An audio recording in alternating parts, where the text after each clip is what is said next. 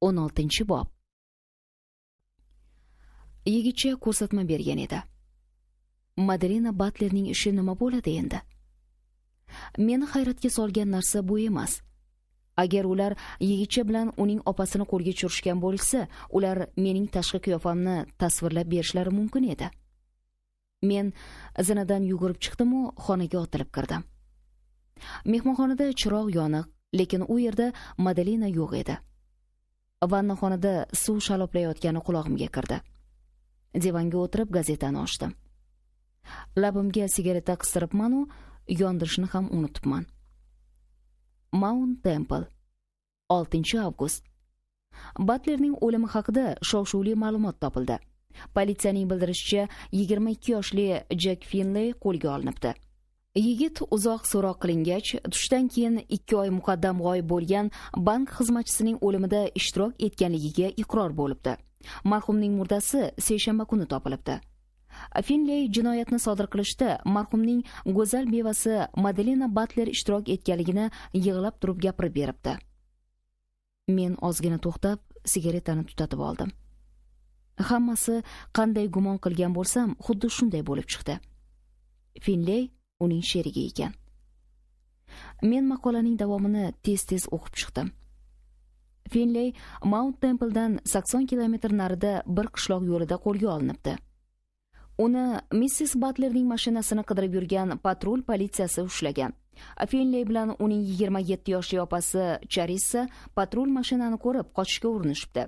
Avvaliga qotillikka aloqador ekanliklarini inkor etishibdi.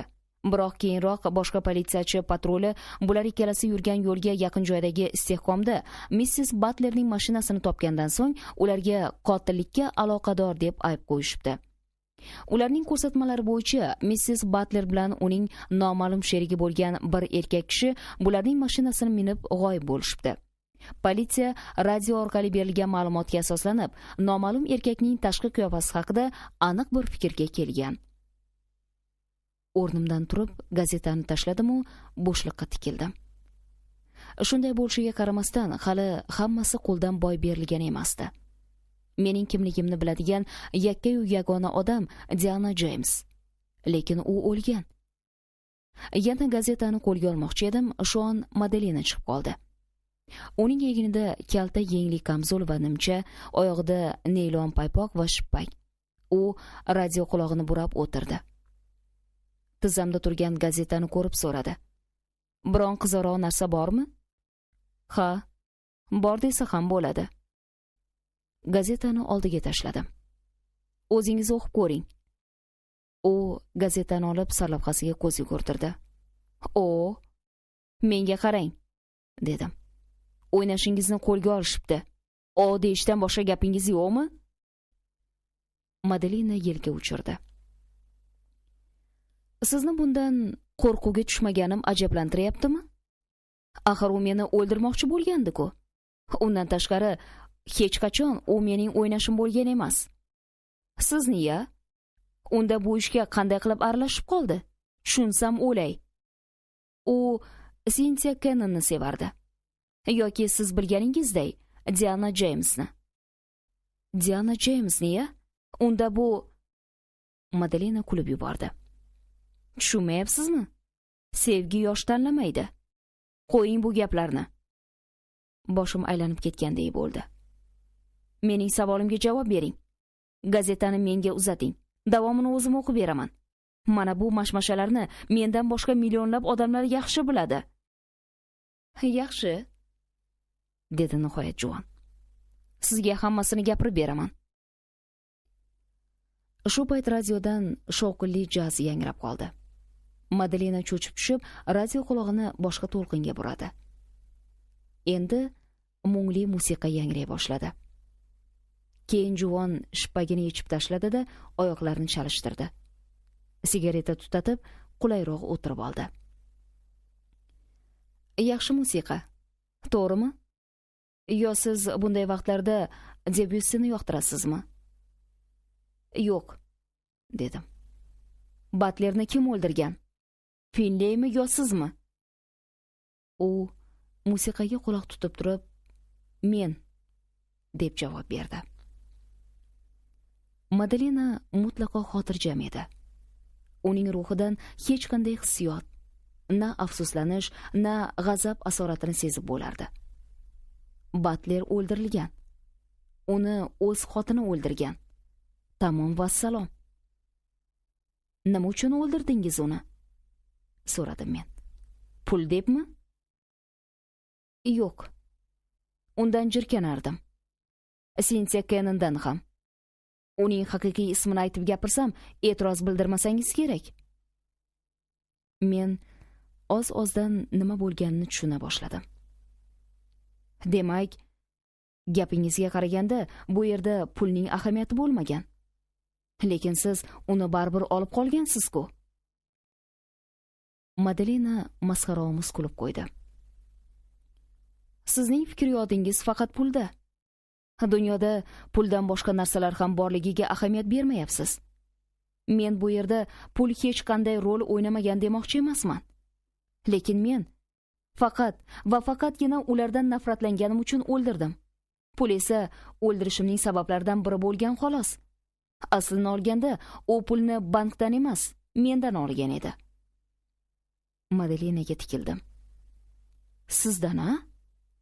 Xuddi shunday. Ular ikkalasi ham o'ta ketgan razil odamlar edi. Erim mening pullarimga fohisha o'ynashi bilan aysh ishrat qilib yashamoqchi bo'lgan. Yomonmasa, to'g'rimi? Men bosh irg'adim. Aqlimga sig'dira olmayapman. O'lay egar, hech nima tushunganim yo'q. Bir tarafdan Finley Diana Jamesni sevardi deyapsiz, ikkinchi tarafdan Butler mening pulimni o'g'irladi deyapsiz. Bu qanaqasi? Yo siz aqldan ozgansiz, yo men. Gazetada yozishlariga qaraganda Butler pulni bankdan o'g'irlagan. Madalena sigaretani chuqur tortdi-yu, tutunni chiqarib, uning burilishiga tikilib qoldi. Gazetada yozilgani mutlaqo to'g'ri. Men buni sizga tushuntirishga urinib ko'raman. Bankka bobomning bobosi tomonidan asos solingan. Ha, shunaqa deng, dedim. Endi tushuna boshladim. Bank sizniki ekanda? Yo'q, kulib yubordi u. Men bobomning bobosi tomonidan asos solingan dedim xolos.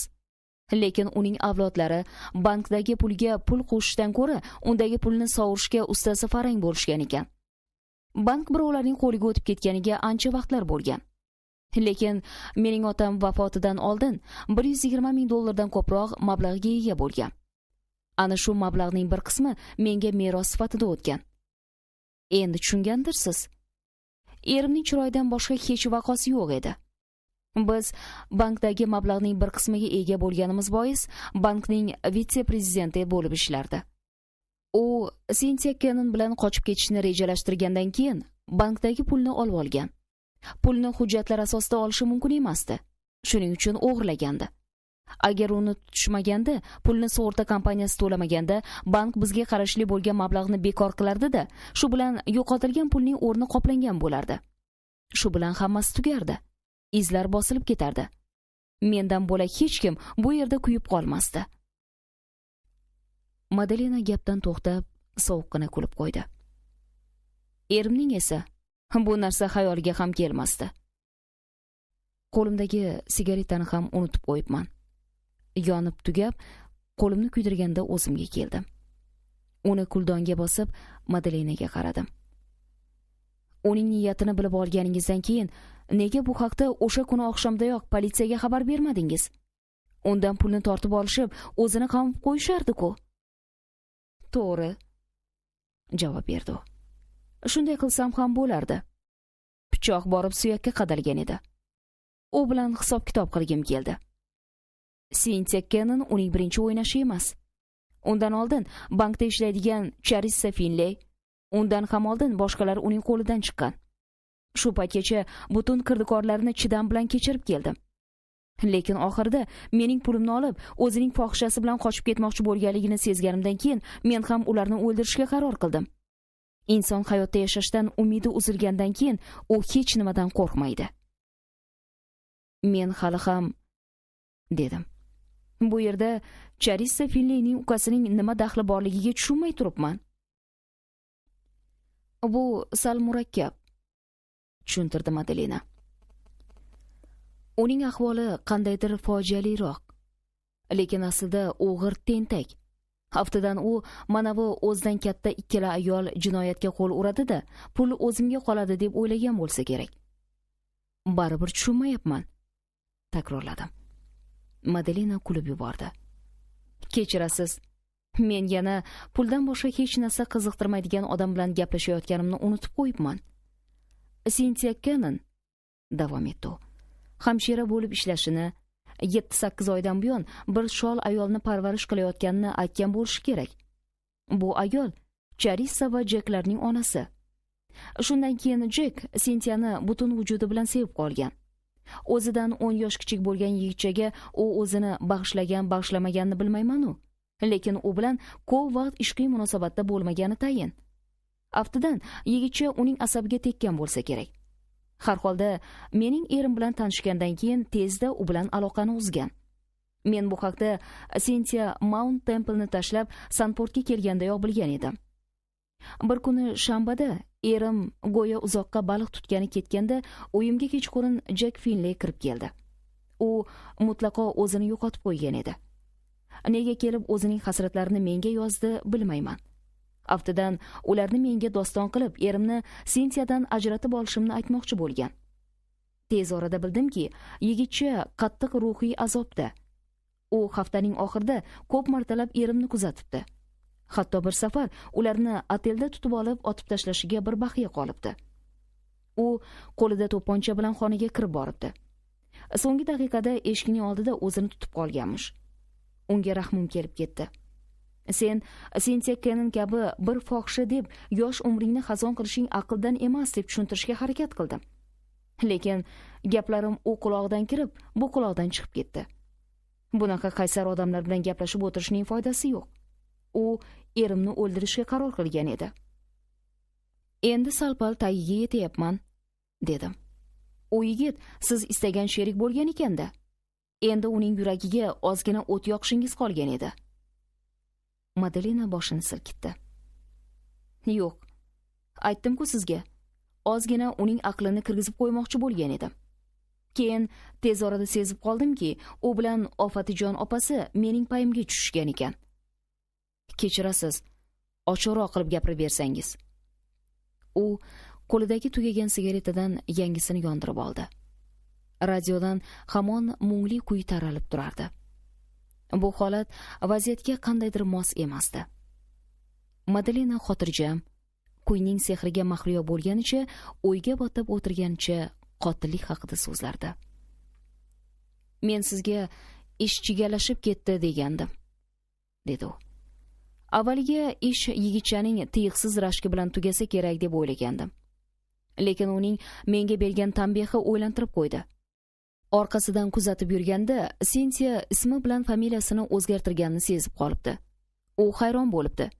Lekin vujudini qoplagan hayajon ta'sirida buning sababini bilmagan. Men esa buning aksicha o'ylab, o'z kuzatishlarimni olib bordim. Cynthia haqiqatan o'z familiyasini o'zgartirgan edi. Lekin keyin juda katta ahamiyatga molik bo'lgan boshqa bir narsani bilib qoldim. Erim Sanportda uchrashib yurganda Cynthianing uyiga kirmagan. U ancha-muncha kiyim-kechak sotib olib, Cynthiaga berib yuborgan. Miyamda asta-sekin ularning niyatlari oydinlasha boshladi. Bu vaqtda Jack Finleyda ham g'alati bir o'zgarish yuz berdi. Erim uning hayotini izdan chiqargani, Cynthianing va mening turmushlarimizni buzgani haqidagi yozg'irishlari endi notabiiy eshitila boshladi. U o'ta rashkchi bo'lib ko'rinardi. Lekin nazarimda o'zini qo'lga ola bilgan va nimanidir kutayotganday bo'lib tuyulaverdi. Shunday vaziyatda 2 oy o'tdi. Shundan keyin men nima sodir bo'lganligini anglab yeta boshladim. Jack opasi Charissaga dardini yoradi. U ukasidan ko'ra farosatliroq edi. Cynthia nimaga nomini o'zgartirganligini tushunib yetadi. Keyin ularning g'azablari mening erimga nisbatan katta kuch bilan battar alanga oladi. Men sizga erimning Charissa bilan ham don olishganini aytib bergandim. Charissa o'sha bankda ishlardi. Endi buning ahamiyati yo'q. Madelina biroz to'xtab menga qaradi. Keyin Endi hammasi sizga ayon bo'lgandir, deb so'radi. Sal-pal. U bosh silkib qo'yib davom etdi. Men Jekning o'zini go'yo meni ahmoq qilganday tutishiga qo'yib berdim. U meni eringiz ikkalamizning ham hayotimizni xarob qildi. Bu dunyoda birdan bir maqsadim endi faqat o'ch olish deb ishontirardi. Erim allaqanday sabab bilan haftaning oxirida uydan chiqib ketganda Jek toqatim toq bo'ldi. Endi chidolmayman derdi-yu, lekin hech nima qilmasdi. Keyin o'sha mash'um shanba ham yetib keldi. Erim tush paytida bankdan qaytib kelib, baliq oviga ketmoqchi ekanligini ma'lum qildi. U kempingda kerak bo'ladigan ashyolarni mashinada qoldirib, dushga tushib, kiyinib olish uchun yuqoriga ko'tarildi. Men esa odatdagiday pastga tushdim-da, mashinasini titkiladim.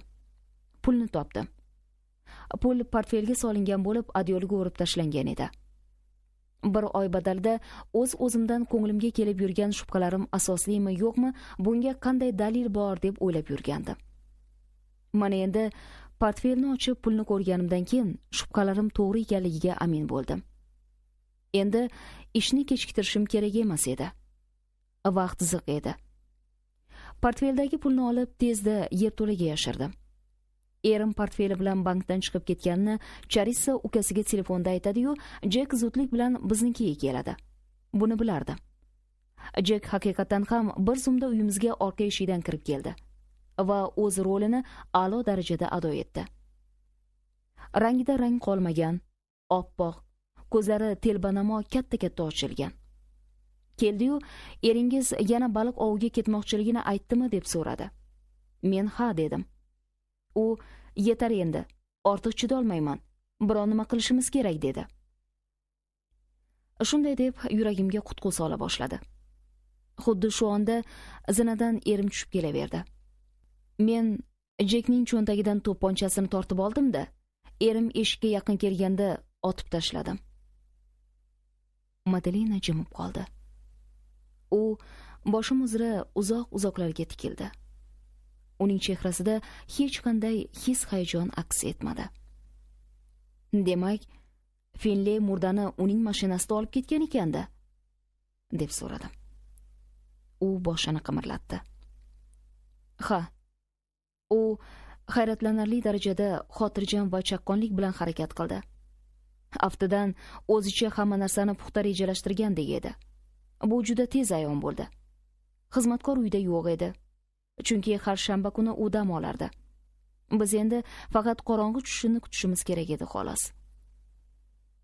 Mashinadan pul topilmaganini bilishgandan keyin nima bo'ldi? Yakshanba kuni kechqurun ular uyimga kelishdi. Men o'zimni ular nima deyishayotganini tushunmayotganday tutdim. Ular bankda pul yo'qolgani dushanba kuni ma'lum bo'lishini bilishardi. O'zimni go'llikka solib, qanaqa pul haqida gapiryapsizlar? Mening erim o'zi bilan buncha pulni olib yura olmaydi dedim. Ular meni o'ldiramiz deb qo'rqitmoqchi bo'lishdi. Lekin o'ldirishsa, pulni hech qachon topisha olmasligini bilishardi.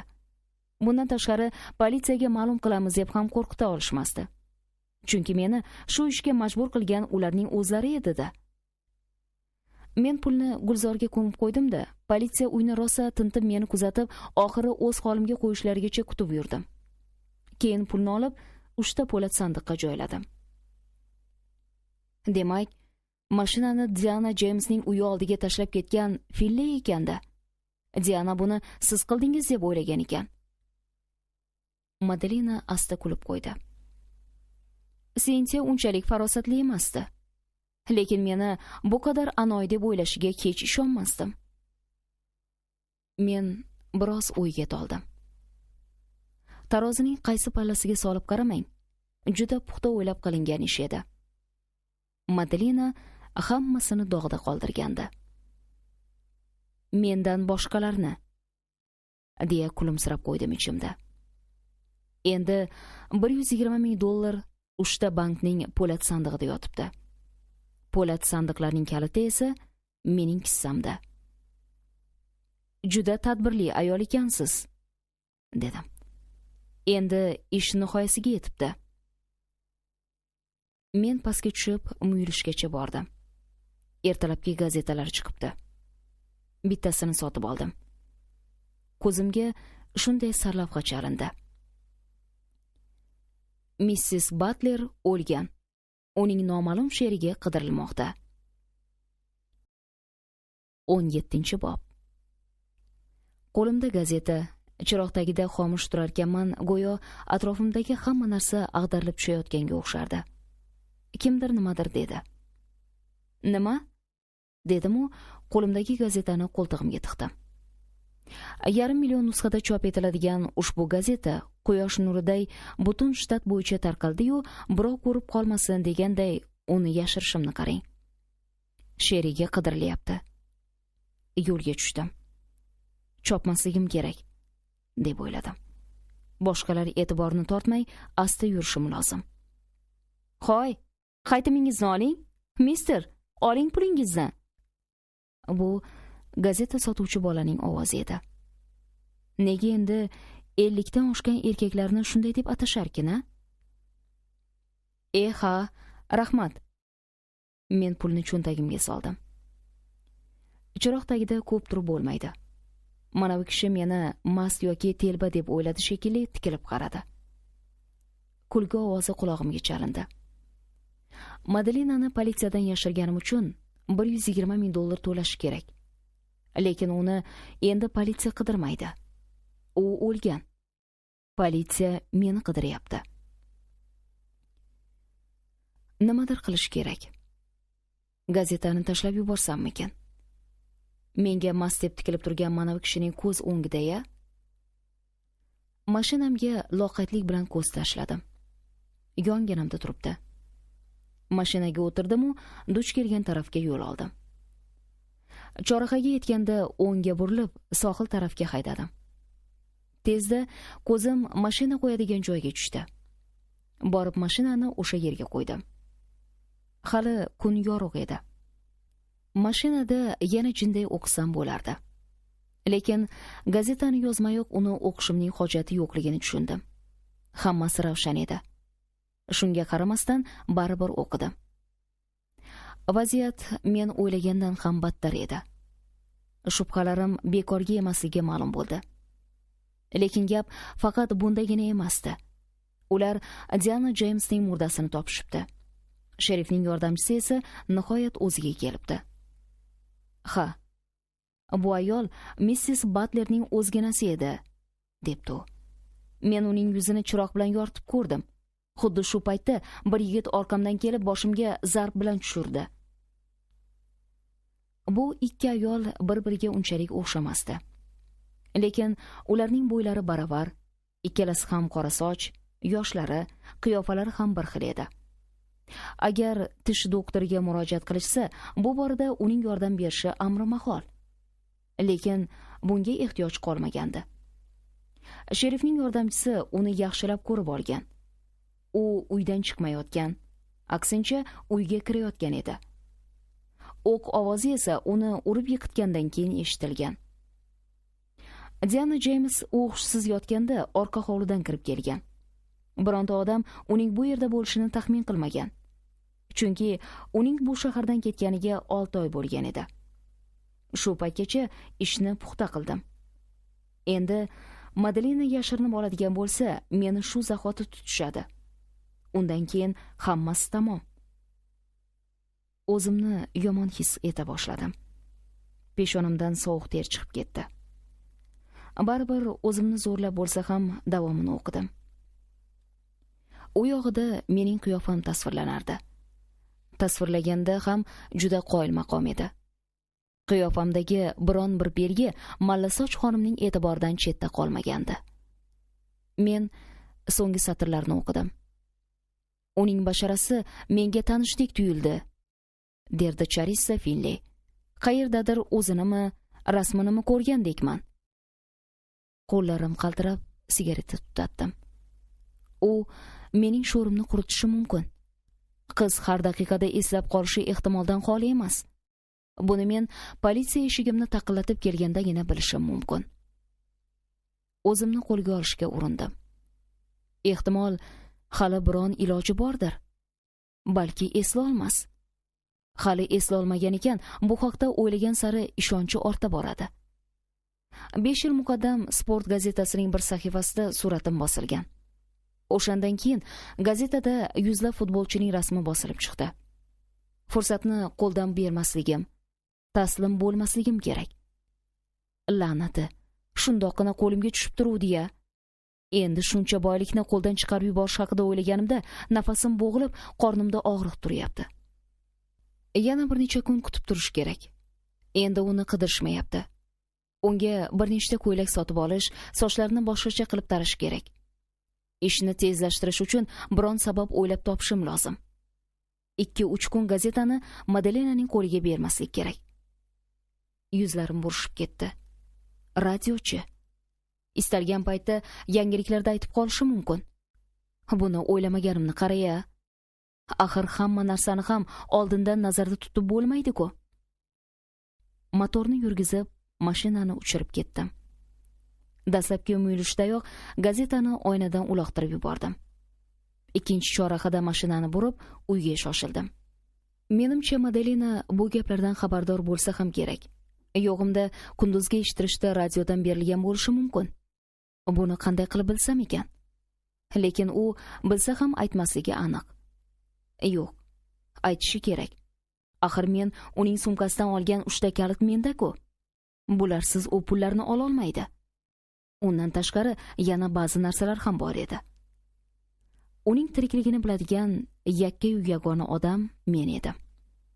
Ehtimol meni o'z yo'lidan olib tashlash uchun biron hiyla topib ham qo'ygandir. Uning kallasiga har qanday fikr kelishi mumkin. Uyimning oldiga yaqin yerda mashinani qo'ydim-da, uyga shoshildim. Zanalardan deyarli yugurib chiqdim. Mehmonxonada hech kim yo'q edi. Radio o'chirilgan. Uyga kirib eshikni qulfladim-u, yengil nafas oldim. Shu paytgacha sukunatdan bunchalik orom olmagan edim. U yoq bu yoqqa alanglab, Madalena qayerda ekan deb o'yladim. Hoziroq bir narsa o'ylab topish kerak. U uxlashga yotguncha kutib turib bo'lmaydi. Shu bilan birga tavakkal qilib ham bo'lmaydi. To'satdan kirib, niyatimni sezib qolishi mumkin. Shu on vannaxonada suv shaloplayotganini eshitdim. Yo'lakning eshigiga keldim. Eshik ochiq. Vannaxonaning eshigi esa yopiq. Madalenaning sekin xirgoyi qilayotganini eshitdim. "Vannadamisiz?" deb so'radim. "Ha, nima edi?" degan javob eshitildi. Vannaxonaning eshigi qiya ochilib, Madalena mo'raladi. Yelkasida sochiq, sochlaridan suv tomchilab turardi. Sochining rangi o'zgargani endi bilindi. U och sarg'ish rangga kiribdi. "Bugun radioni eshitdingizmi, yo'qmi deb so'ramoqchi edim." Uning yuzlaridan biron ma'noni o'qib olish amri mahol edi. Kallasini sarak-sarak qildi. "Nima edi?" "Sherifning yordamchisi hushiga kelibdi" deb javob berdim-u, og'zimga sigareta tiqdim. "Ular Diana Jamesning jasadini topishibdi." "Shunaqa deng-a?" "Ha, buni kutsa bo'lardi." "Ha," fikriga qo'shildim.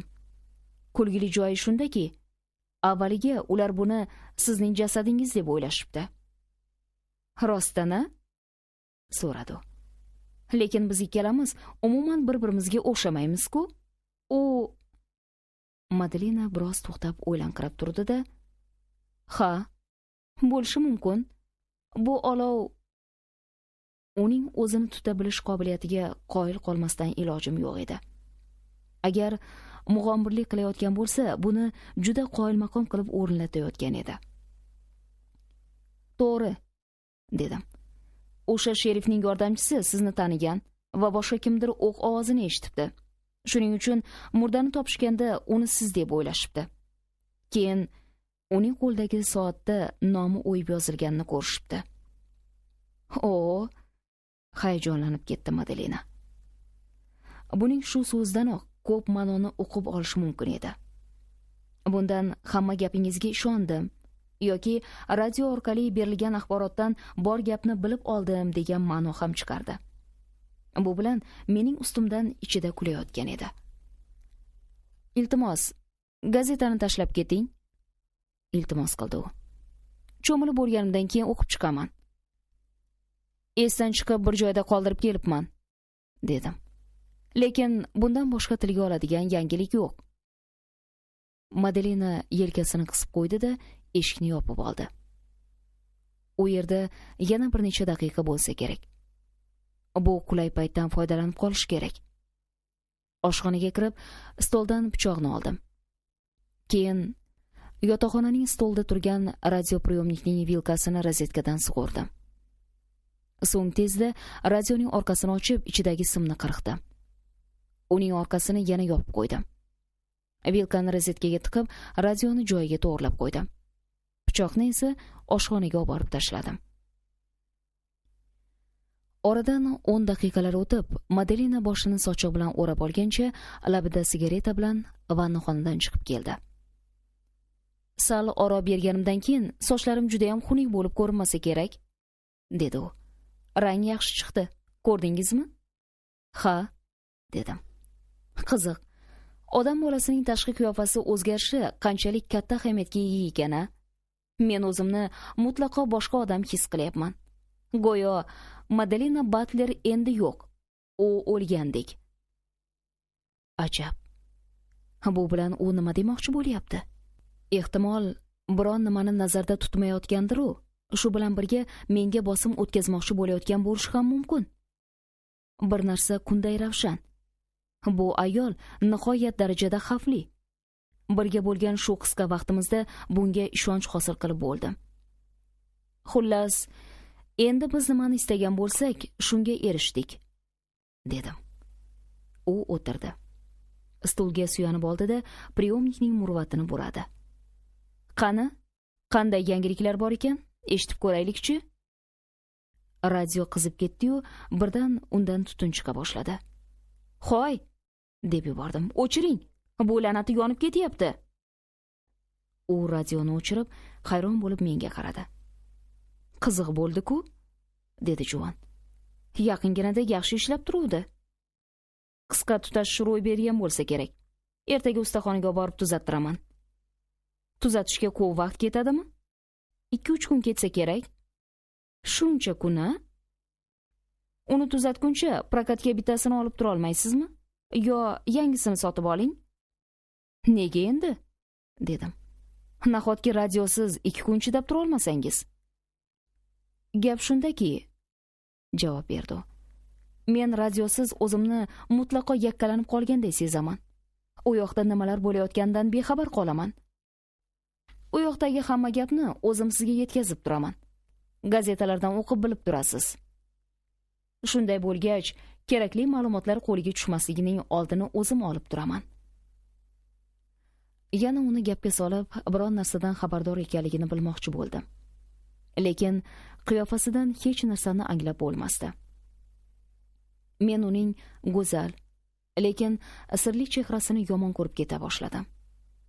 Undan biron ma'noni mutlaqo anglab bo'lmas edi. Ehtimol ichida mening ustimdan kulayotgandir. Qulay paytni topib meni o'ldirmoqchi bo'layotgandir ham. Agar niyati shunday bo'lsa, uxlashimni kutadi. Agar o'ldiradigan bo'lsa, osongina niyatiga erishishi mumkin. Cho'ntagimda pullar saqlanayotgan po'lat sandiqlarning kaliti turibdi. Men bo'lsam, uning hamon tirikligini biladigan yakka-yu yagona guvohman. Meni o'ldirib yuborib, pulni olish qoladi xolos. Keyin xotirjam bo'lib olib, 4 tomoni qibla, samolyotga o'tirib, xohlagan joyiga bemalol ketaveradi. Odam bunaqa xayollarga boraversa, aqldan ozishi hech gapmas. Politsiya uni meni o'ldirgan deb hisoblaydi. Aslida esa Madalina meni gumdon qilib, $120,000 bilan g'oyib bo'ladi. Uni hech kim qidirmaydi. Madalina Butlerni hech kim qidirmaydi. Chunki u o'lgan. Suzy Memblin esa birov bilmaydi. Chunki u mana shu xonadonda dunyoga kelgan. Uning borligiga biron kimsa shubhalanmaydi ham. Eng asosiysi, uning o'zi bu haqda bilarmikan? O'zini bunday o'zgartirish fikri ehtimol uning kallasiga podvalda Diana Jamesning yuziga chiroq tutgan onda kelgandir. Ehtimol o'shanda daqiqaning qandaydir bir soniyasida ko'p narsalar unga aniq ravshan bo'lgandir. Lekin o'sha vaqtda hammasini yengib, g'olib bo'lib chiqaman deb o'ylaganmikin? Diana Jeymisning qo'lidagi soatda nomi o'yib yozilganini bilganmidi? Buni qayerdan bilardi? Har ehtimolga qarshi men bu omillarning hammasini e'tiborga olib qo'yishim kerak. Madelinaning qo'lidan hamma ish keladi. Balki hamma narsani mayda-chuydalarigacha esida olib qolgandir va ulardan xulosa chiqarib olgandir. U gazetaning yo'qolishi-yu, radioning to'satdan buzilib qolishi sababini juda yaxshi biladi. Endi u bor gapni mendan oldinroq bilgan bo'lishi ehtimoli qoldi. Agar shunday bo'lsa, tamom. Xuddi shu narsa miyamdan uzoq vaqt ketmadi. Agar u bu borada biron nimani bilgan bo'lsa, uni ko'zdan qochirmasligim, agar bilmagan bo'lsa, bildirmaslikka harakat qilishim kerak. Madelina mana shu xonada 2 yo 3 kun, hatto undan ham ko'proq turib gazeta ko'rmasligi kerak. Har holda shov-shuv bosilguncha. Bu men pulni olib yashirinishim uchun yana kutishim kerak degan so'z edi. Bu kutish soatlari yana qanchaga cho'ziladi? Charissa Finley mening kim bo'lganimni har daqiqada eslab qolishi mumkin. Buni eslab etim jimirlashib ketdi. Agar men soatlab eshik taqillashini kutib o'tiraveradigan bo'lsam, buni ko'tara olmayman. Aqldan ozishim turgan gap. Ismi sharifim telefon daftarchasida yozilgan. Politsiya to'g'ri keladi-da, hibsga oladi qo'yadi. Ular Charissani rosa aylantirishadi. Uni qayerda ko'rgansiz? Qaysi rasmda? Yaxshilab o'ylab ko'ring. Ehtimol gazetada ko'rgandirsiz. Masalan, qachon? Eslashga urining. Baland bo'yli, baquvvat yigitmidi? Ehtimol bokschidir, deb hol joniga qo'yishmaydi. Unga bir nechta bokschilarning suratlarini ko'rsatishadi. Ehtimol u futbolchidir deyshadi. Biz endi kuta olmaymiz. Bu yerdan ketish kerak. Iloji bo'lsa, ertaga ertalabdanoq u bilan bankka borish shart. Men qora ko'zoynak taqib olaman-da, mashinada o'tiraman. U bo'lsa, borib pulni olib chiqadi. Joyimda o'tira olmay qoldim. O'rnimdan turib 2 qadahga ichkilik quydim. Unga rejani o'zgartirdim deyman. O'zimni shunday tutayki, Madelina zohirimdan hech nimani sezmasin. Xonaga kirib, qadahning birini unga tutdim. Unga nima deyishimni xotiramda jamlagan edim hamki, u menga o'ylanqirab qaradi. Keyin qovog'ini uyib dedi. Bilasizmi? Siz yaqinda po'lat sandiqlarni qanday ismu sharif bilan ijaraga olgansiz deb so'ragandingiz. Men qadahni endi bo'shatmoqchi bo'lib ko'targanimda, uning ovozidagi qandaydir ohangdan sergak tortdim. "Ha?" dedim. "Nima edi?" U biroz to'xtab, keyin javob berdi. Nima deyishimni ham bilmay qoldim. Ancha vaqtdan buyon o'ylab yuribman. Qancha o'ylasam, shuncha chalkashib ketyapman. Albatta, o'sha nomlar, ismi shariflarni yozib olgandim. Bu bilan nima demoqchi bo'lyapsiz? Deb so'radim. Ismi shariflarni men faqat ularni unutib qo'yibman deb meni ishontirishga urinmang. Ogohlantirdim. Yaqinginada juda ham yaxshi eslagandingiz. Madelina boshini qimirlatdi. Yo'q, gap bunda emas. Ismu shariflar hammasi esimda. 3 ta bankda 3 ta ismu sharif yozilgan. Hozir qaysi bankda qaysi ismu sharif yozilgani yodimda yo'q. Madelina aftidan xayolimdan kechgan narsalarni uqqanga o'xshardi. Qadahni qo'limda tutgancha unga tikilib qoldim. 18-bob. Nimani niyat qilgan ekan? Qo'rqib ketdim. Buni bilganim yo'q. Shu topda biladigan holda ham emasdim. Ehtimol radioni eshitgandir.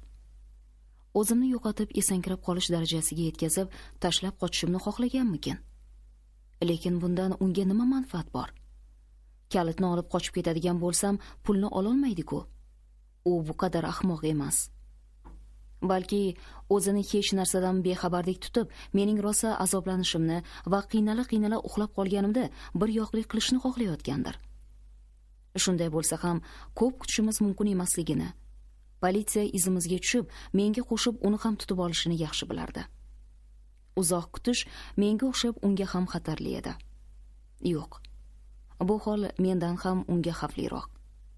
Chunki politsiya hali uning tirik ekanligini aniqlaydi.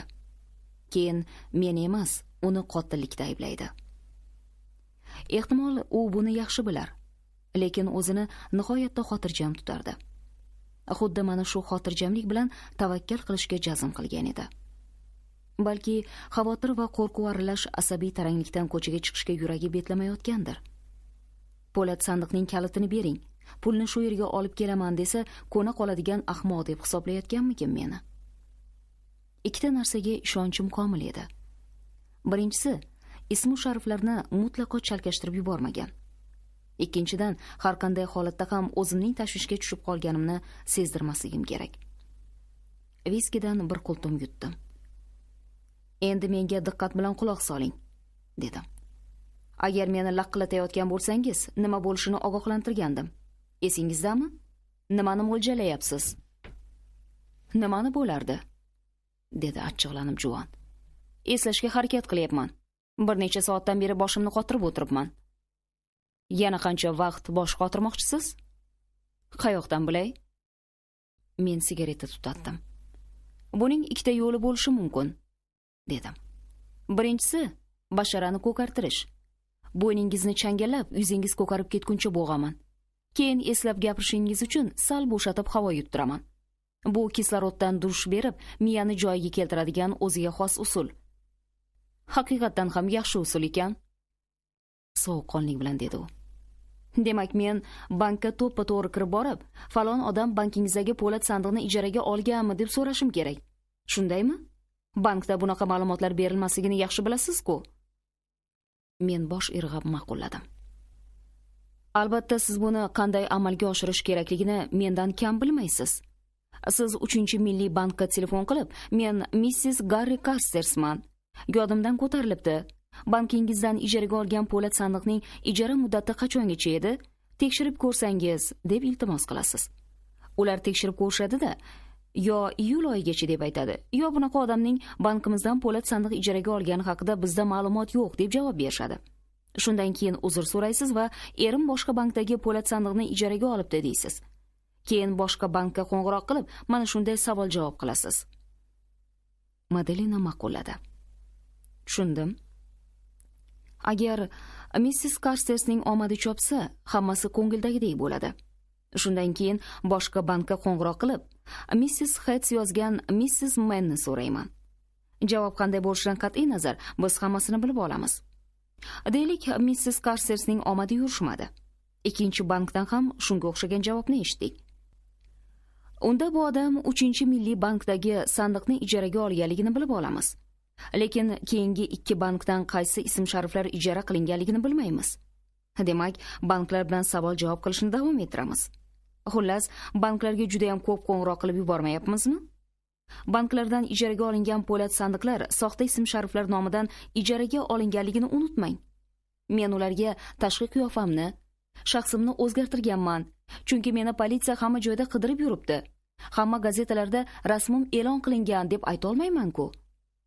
Men bankka kelishda e'tiborni tortadigan har qanday holatdan nari yurishim kerak. Ha, u to'g'ri gapirayotgan edi. U hamma vaqt haq bo'lib chiqardi. Axir uni rostdan ham politsiya qidirayotgan edi-da. To'g'ri, dedim. O'zingiz o'ylab ko'ring. Sizda bittaga qarshi 2 imkoniyatingiz bor. Shulardan Carsters ismu sharifiga qilgan 2 qo'ng'irog'ingizdan bittasi omadli bo'lishi mumkin. Nahotki siz bir urinib ko'rishni ham istamayotgan bo'lsangiz, unday bo'ladigan bo'lsa, sizning mutlaqo imkoniyatingiz qolmaydi. Ha deb meni qo'rqita berishni bas qiling. Men divondan turib uning oldiga yaqinlashdim. U boshini ko'tardi. Ko'zlarimiz to'qnashdi. Mana shu pulni deb jonimni jabborga berib ko'p xatarli ishlarga qo'l urdim. Endi ishning barbod bo'lishiga yo'l qo'ymayman, dedim. Menga bunaqa hazil ketmaydi. Men uning bo'ynidan bo'g'dim. U qarshilik qilish befoydaligini bilib indamay turdi. Uning ko'zlari menga sovuq va nafrat bilan boqardi. Uni shunchaki qo'rqitib qo'ymoqchi bo'lgan edim. Lekin o'zimni qo'lga ola olmay qoldim. Bu alvastining burnimdan ip o'tkazib yurishiga yo'l qo'ya olmasdim. Xona ko'z oldimda aylana boshladi. Madalinani yomon ko'rardim. Uni o'ldirgim keldi. Qo'lim qaltirardi. Uning xirilayotgani qulog'imga kirdi. So'nggi daqiqada hushimni yig'ib oldim. Idrokim vaqtida qo'limni uning bo'ynidan olishimga majbur qildi. O'rnimdan turdim-da, qo'llarimning qaltirog'ini bosishga harakat qildim. Ey Xudo, menga nima bo'lyapti? Aqldan ozishimga bir baqiya qoldi. Sal bo'lmasa bo'g'ib o'ldirib qo'yardim. Agar qo'lga tushirishsa, meni bir narsa saqlab qolishi mumkin. Bu ham bo'lsa, Madalinaning tirikligi. Agar uni o'ldirib qo'ysam, pulni tushimda ham ko'rmayman. Qo'rqib ketganimni uning o'zi ham sezgan bo'lishi kerak. O'girilib sigareta tutatdim. Madalina turib o'tirdi. Men o'zimni qo'lga oldim. Endi eslagandirsiz? So'radim. Madalina og'ir-og'ir nafas olar, jim edi. Bu sizning savol berish uchun ishlatadigan yakka-yu yagona usulingizmi? Deb so'radi u nihoyat. Shunday bo'lsa kerak, javob berdim. O'ylab ko'ring. Ehtimol endi eslagan bo'lsangiz kerak. Men hali o'ylashim kerak. Nega bunchalik shoshqaloqlik qilyapmiz? Hali oldimizda bir oy bor-ku, to'g'rimi? Fikrimdan qaytdim. Politsiyaning burni tagida o'tiribmiz. Bu yerda turishim menga juda xavfli. Demak, suratlarim hamma gazetalarda bosilib turganiga qaramay, ko'chada yurishim kerak ekanda. Siz esingizni yeb qo'ymadingizmi? Men sizga bu yerdan tezroq juftakni rostlab qolish haqida gapiryapman xolos. Unda sizga oradagi kelishuvimizni eslatib qo'yishim kerak, Mr. Scarborough, dedi Madalina xotirjamlik bilan. Siz meni bu yerda kamida bir oy yashirib o'tirishingiz kerak edi. Quloq soling, dedim dag'dag'a bilan. Sizga aytdim-ku. U yana meni qaysarlik bilan aqldan ozish darajasiga keltirmoqchimi? Birdan anov xonimchaning pul sizga tegmaydi. Kim bilan ish tutayotganingizni haligacha bilmabsiz shekilli. Bu ish biringizni o'ldirish bilan nihoyasiga yetadi, degan gaplari yodimga tushdi. Yaxshisi, hoziroq o'rnidan turib uydan chiqib ketsammikin? Bo'lmasa uni o'ldirib qo'yaman deb qo'ydim. Lekin qayoqqa boraman? Shtatdagi hamma politsiyachilar qandayligimni, butun qiyofamni juda yaxshi bilishadi. Hammalari iskouch itday izg'ib yurishibdi. Shu yerda qolib, Madalinaning menga sovuq, sirli va masxaraomuz nazar tashlab turishini ko'z oldimga keltirib o'tirishdan boshqa ilojim yo'q edi. Ha, Charissa Finley meni qayerda ko'rganini eslaydi-yu, politsiya qachon eshik taqillatishini daqiqa sayin kutib o'tirishim kerak edi. Bundan tashqari, manavi alvasti ochishni istamayotgan 3 ta po'lat sandiqdagi pul dastalarini o'ylay-o'ylay oz-ozdan aqldan ozib o'tirishim ham zarur edi. Batamom aqldan ozmaslik uchun yana qancha chidarkinman. Oradan biroz vaqt o'tgandan keyin Madalina uxlagani yotoqxonaga kirib ketdi. Men qahva qaynatarkanman, kitob javonidagi elektr soati millari qanday surilayotganini kuzatib turdim. Kuldon to'lib ketgan xonada ko'kimtir tutun buralib aylanardi. Asablarim rosa taranglashguncha jim o'tirdim-da, keyin o'rnimdan turib, xonada u yoqdan bu yoqqa yura boshladim. Shaharda qayerdadir politsiya mashinalarining sirena chalib o'tganini 3 yo 4 marta eshitdim. Bu mashinalar mening oldimga kelayotganda sirena chalmasligini bilsam ham, har safar uning ovozini eshitganimda nafasimni ichimga yutib turdim. Ular asta kelishadi. Ba'zi birlari ko'cha va orqa eshikda turib olishib, keyin eshikni taqillatishadi.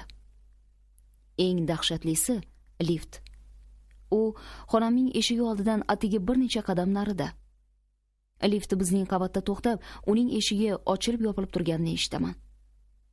Bir mahal qarasam, butun diqqatim bilan liftning harakatiga quloq solyapman. Men o'tirgancha nafasimni ichimga yutib turdim. Haqiqatdan lift to'xtab eshigi yopildi. Butun diqqatimni qadam tovushlarini eshitishga jamladim. Lekin qadam tovushlari eshitilmadi.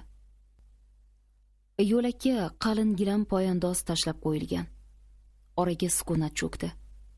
Bu menga kuchli hayqiriqday ta'sir qildi. Ular qay tomonga qarab ketishdi ekan? Kutib qadamni sanab turdim. Ko'p qadam tashlashdimi? 12 tami, 15 tami? Nafasimni yutib, eshikning taqillashini kutarkanman, yuragim bir nimadan qattiq siqa boshladi. Asablarim esa unga sayin taranglashardi. 10, 15, 14, 17, 20. Qadamlar boshqa tarafga o'tib ketdi. O'zimni yomon seza boshladim. Peshonamdan sovuq ter chiqdi. Sigareta qo'limni kuydirdi. Nihoyat biroz o'zimga keldim. Keyin yana quloq sola boshladim. Tong otdi. Bugun juma. Bugun oxirgi imkoniyat. Keyin dushanbagacha kutishga to'g'ri keladi. Yoz oylarida banklar shanba kuni ishlamaydi. Madelina yotoqxonadan nimcha va kalta kamzulda chiqib keldi. Sarg'ish sochlari taram-taram bo'lib, yelkasida yoyilib yotardi. Havo juda yaxshi, to'g'rimi? Kulimsiradi u. Ha, dedim. Juda ham yaxshi. Ismu shariflar nima bo'ldi? Yuzlarim ozgina qorayibdi. Sezdingizmi? Men unga tikilib qaradim. Yuzingizni qo'ya turing. U qoshini chimirdi. Aftidan kayfiyatingiz yaxshiga o'xshamayapti. Uyquga to'ymadingizmi? Uyquga yaxshigina to'ydim, javob berdim. Avval savolimga javob bering. Ismu shariflar nima bo'ldi? Jahlingiz chiqmasdan oldin menga bir piyola qahva berarsiz balki? U oshxonaga kirib, bir piyola qora qahvaga viski quyib ichib oldi. Men uning ro'parasiga o'tirdim. Bankka qo'ng'iroq qilasizmi? deb so'radim. Agar boshqa ilojimiz bo'lmasa, avval men yaxshilab o'ylab olishim kerak. Qancha ko'p o'ylasangiz, shuncha chalkashib ketishingizni bilishingiz kerak. Madelina bosh silkidi. Yo'q. Ismu shariflarni alifbo bo'yicha yozganimni esladim. Carstairs, Manning, Hertz. Endi bankning nomlarini qanday yozganimni eslashim kerak. Men kirganimdagi tartibda turibdimikin? Goho o'sha yozuvni xayolimda jonlantiryapman. Qayerda u? deb so'radim. Madelina yelka qisdi. Uyda qolibdi. Olish esimdan chiqibdi. Esimdan chiqibdi? Kamchiliksiz odam yo'q, dedi u. Hatto buyuk mister Skarboro ham kecha sotib olgan gazetasini esdan chiqarib qoldirgan. Yana piching. U hammasini yaxshi biladi. Faqat mening ustimdan kulyapti xolos. Stol ustidan unga engashdim. Tomosha ko'rsatishni bas qiling. Siz meni mayna qilyapsiz. Hech hamda buni roppa-rosa bir oydan keyin albatta eslayman.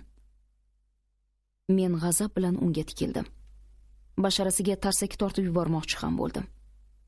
Lekin o'zimni qo'lga olib, o'rnimdan turdim. Menimcha, dedi u. Bugun siz radioni ustaga olib bormoqchi edingiz shekilli. Men radioni ko'tarib uydan chiqib ketdim. Ba'zan odam tushida minglab tomoshabinlarning oldiga sahnada yalang'och chiqqanini birdan sezib qoladi. Ko'chaga chiqqanimda men ham xuddi shunday holga tushgan edim. Mening ahvolim faqatgina yalang'och emas, hatto terim ham shilib olinganday edi. Mashina tomon o'zimni yugurib ketishdan zo'rg'a tib, asta odimlab ketdim.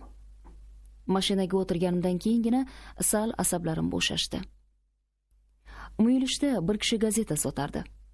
To'xtab signal berdim. Yuzimni burmay 5 sent uzatdim. Mashina oynasidan menga gazeta tutqazdi. Hozir uni o'qiydigan vaqt emas. Shahardan chiqib, dengiz sohili tomon ketdim. Quyosh mo'l nur sochib turgan ajoyib kun. Qirg'oqdan suv sachrab turibdi. Yo'lda mashina kam uchradi. Mashinani yo'ldan burib, do'ngliklar orasida to'xtatdim.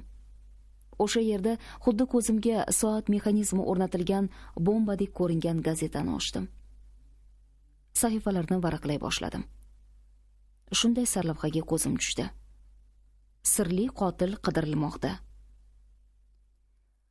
Maqolada Charissa Finley bergan ko'rsatmalardan boshqa deyarli bironta yangi gap yo'q edi. Missis Batler bilan men uning uyiga qaytib kelganmishmiz. Pulni olgandan keyin uni o'ldirganmishman u izni yo'qotish uchun uyga o't qo'yib yuborganmishman. Ularning shunday o'ylashlari aniq. U yoq bu yoqqa qarab oldim. Hech kim ko'rinmadi. Mashinadan chiqib radioni qo'limga oldim u do'ngliklar orasiga kirib ketdim. Keyin radioni butalarning ichiga uloqtirib yubordim. "Ey mister!" degan yangroq ovoz qulog'imga kirdi. "Nega radioni tashlab yubordingiz?" O'girilib qaradim. Butalar orasidan qo'lida pnevmatik miltiq ushlagan 10-12 yoshli bola chiqib keldi. U radioning oldiga kelib uni yerdan oldi. Men garangsib qoldim. Qayerdan paydo bo'ldi bu tiranchi? Keyin butalar ichida mendan 10 metrlar narida yana bir bolakay paydo bo'ldi. Uning ham qo'lida pnevmatik miltiq bor edi. "Hov, Eddi!" deb qichqirdi birinchi bola. "Buni qara, radio. Mana bu kishi tashlab yubordi. Mister, olsak maylimi?" Men titrab qaqshab nima deb javob berishimni tasavvur qildim. So'zlarim tomog'imda tiqilib qoldi. Shunaqa ham ahmoqlik bo'ladimi? "Buzilgan", dedim oxiri. "Ishlamaydi. Nega tuzatishga bermadingiz?" "Nima ishlaring bor? Jo'nalaring, tirranchalar." Qarasam baqiryapman. O'girildim-u, mashina tarafga ketdim. Uyga tezroq yetib olish uchun oshiqayotgan va gazni ko'proq bosishga ishtiyoq zo'rayotgan bo'lsa-da, shaharni ehtiyotkorlik bilan asta bosib o'tdim. Miyamda bitta fikr. Tezroq uyga kirsam-u, berkinib olsam. Uyga kirib, eshikni yopib, o'zimni qopqonga tushganday his qildim. Qo'rqqanimdan bujmayib ketdim. Ular shu yerga kelishadi-yu, meni olib ketishadi deb o'yladim. Uyda Madalina yolg'iz o'tirardi. 19-bob. Juma. Kun tikkaga kelguncha Madalinani kuzatib, liftning shovqiniga va yo'lakdagi oyoq tovushlariga quloq tutib o'tirdim.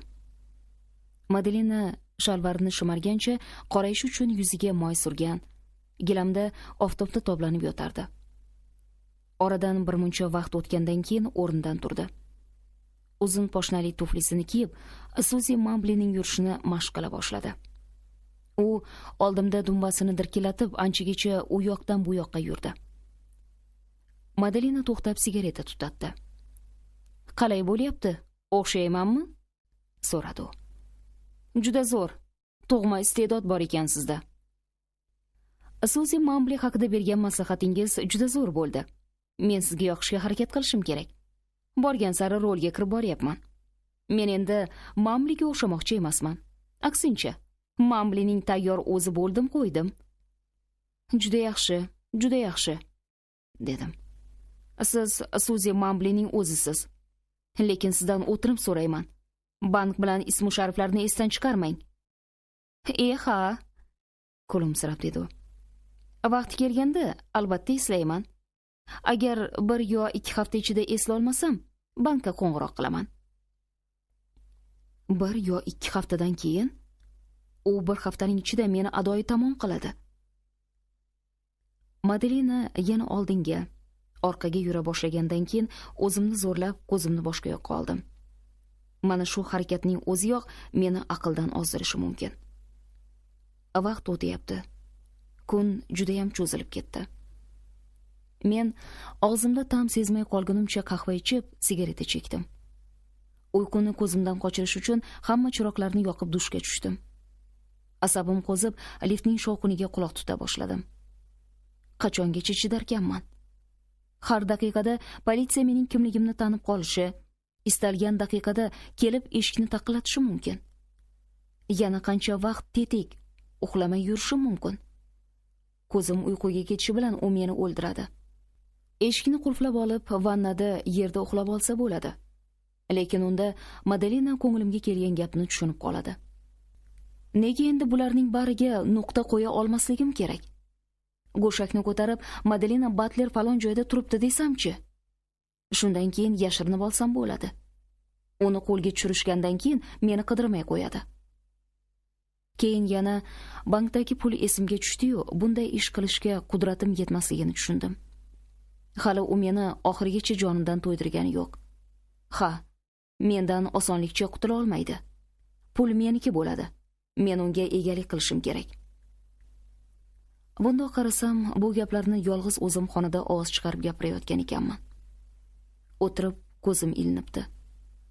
Ozgina tovushdan ham cho'chib uyg'onib ketar va yuragim gursillab urardi. A'zoy badanimni sovuq ter bosdi. Shanba. Pastga tushdim. Mashinaga o'tirib, duch kelgan tomonga maqsadsiz asta yurib, bir joydan gazeta sotib oldim. Politsiya Felleyning mashinasini aeroportdan topibdi. Sirli qotil shaharda qidirilyapti. Charissa Felley haligacha mening familiyamni esla olmayapti.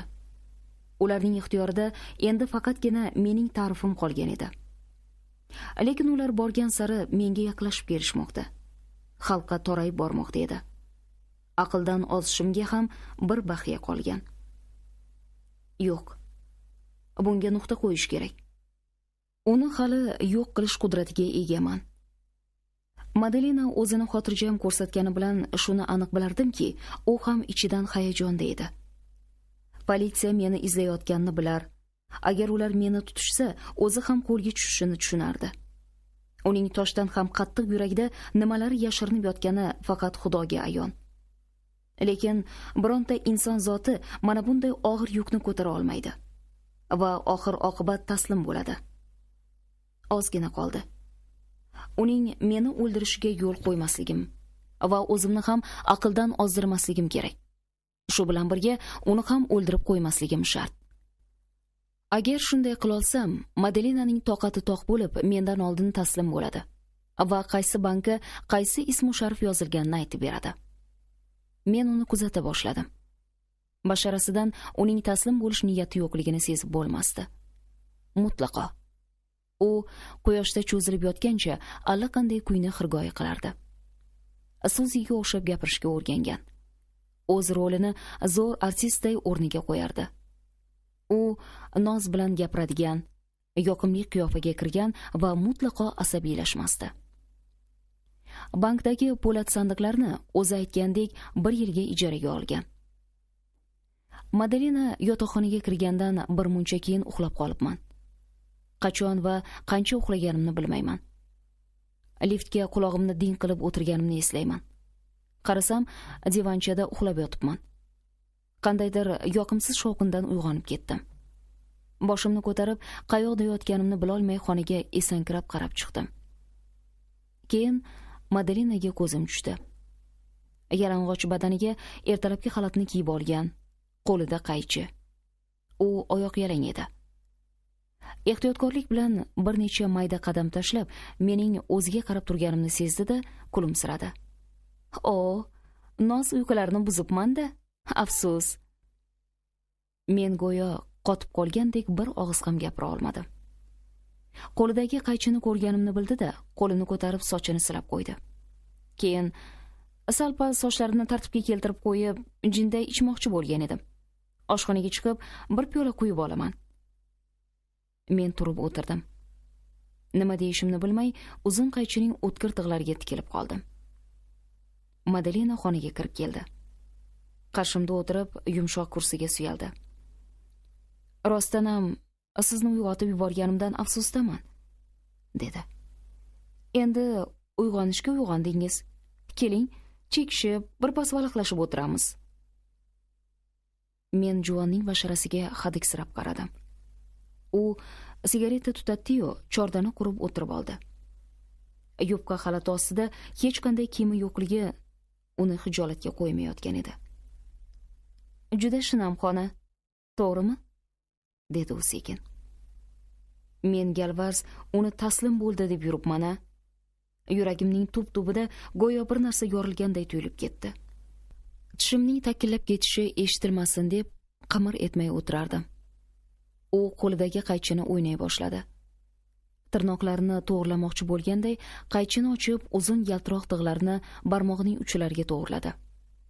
Keyin tabassum qilib menga qaradi. Bu yer shunday tinch, osoyishtaki, men jon deb bir umr shu yerda qolgan bo'lardim. Siz mana bu she'rni eshitganmisiz? Qaychining uchlari yaltirab ketdi. Orom baxsh etib nozik musiqa taralar, qizilgul barglari yerga to'kilganda, tungi tuman quduqlarga cho'kkanda, qop-qora cho'qqilarni berkitar. U jim bo'lib qoldi. U yog'imi? Xotirjam ko'rilgan tushlar haqida. To'g'rimasmi? Ehe. Madalina o'ylanqirab menga qaradi.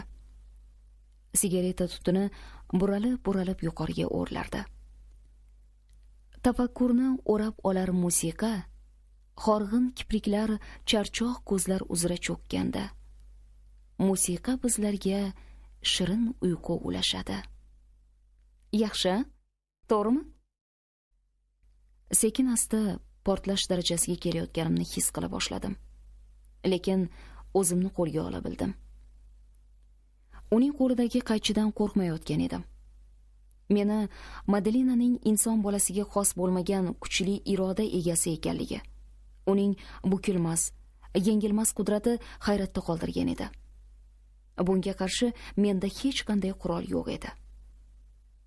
Butun vujudimni o'rnimdan turib qochib qolish yoki qo'lidagi qaychini tortib olib, tomog'iga tirab so'yib tashlash mumkin ekanligini sinab ko'rishdek mayl chulg'ab oldi. Qarshimda chuqur jarlik paydo bo'ldi. Yana bir qadam tashlasam, jahannamga ketaman. Madalina o'rnidan turdi. Aftidan charchaganga o'xshaysiz. Boshqa sizga xalaqit qilmayman, dedi u. Borib uxlay. U odamni qanchalik siqib suvini olish yo'llarini mukammal o'rgangan edi. Yakshanba. Bugun ertalabdan boshlanib to oqshom cho'kkanda tugaydigan g'ayrioddiy kun edi.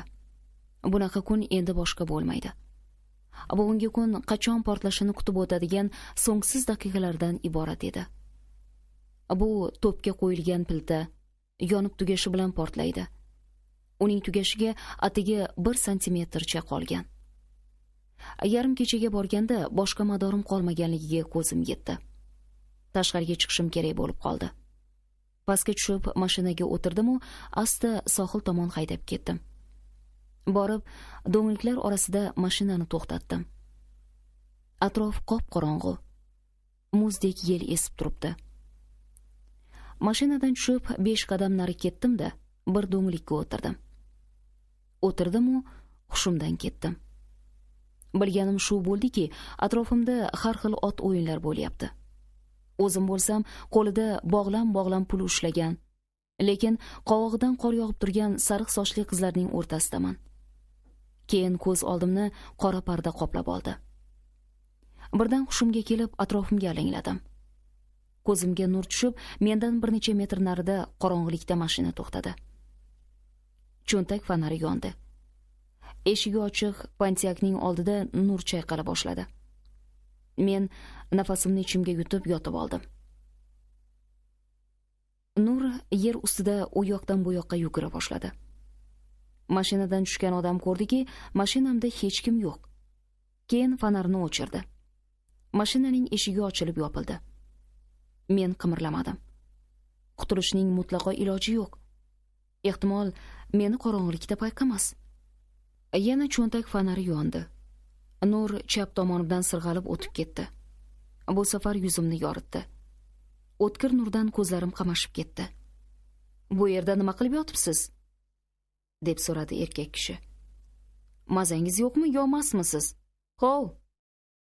O'rnimdan irg'ib turdim-da, unga tashlandim. To'pponchasini chiqarishga ham ulgura olmadi. Mo'ljallab turib basharasiga musht tushirdim. U ham meni urdi. Qum ustida yoqalashib ketdik. Yoqasidan bo'g'ib turib yana urdim. U bu safar bir qaltiradi-yu, chalqancha tushib qimirlamay qoldi. Uning cho'ntak fonarini olib yuzini yoritdim. U hushdan ketgan edi.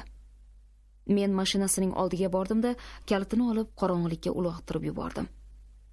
Fonar bilan yo'lni yoritib mashinamga bordim-u, haydab ketdim. Undan-ku qochib qutuldim-a, lekin bu yog'iga vaqtim ozgina qolgandi.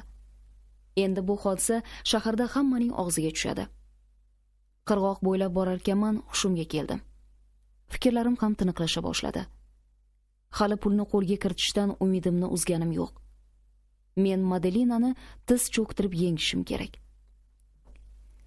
Ertalab soat 5 ga yaqin mashinamni uyimdan uncha uzoq bo'lmagan yon tomondagi ko'chaga qo'ydim. Sharqdan osmon qizarib kela boshladi. Uyga kirganimni hech kim sezgani yo'q. Zinadan yuqoriga chopib chiqdim. Bu so'nggi kun edi.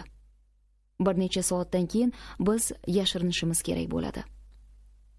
Yo'q, deb o'yladim. Men yashirinishim kerak. Madelina yotoqxonada edi. Men olovga qahva qo'yib, vannaxonaga kirdim.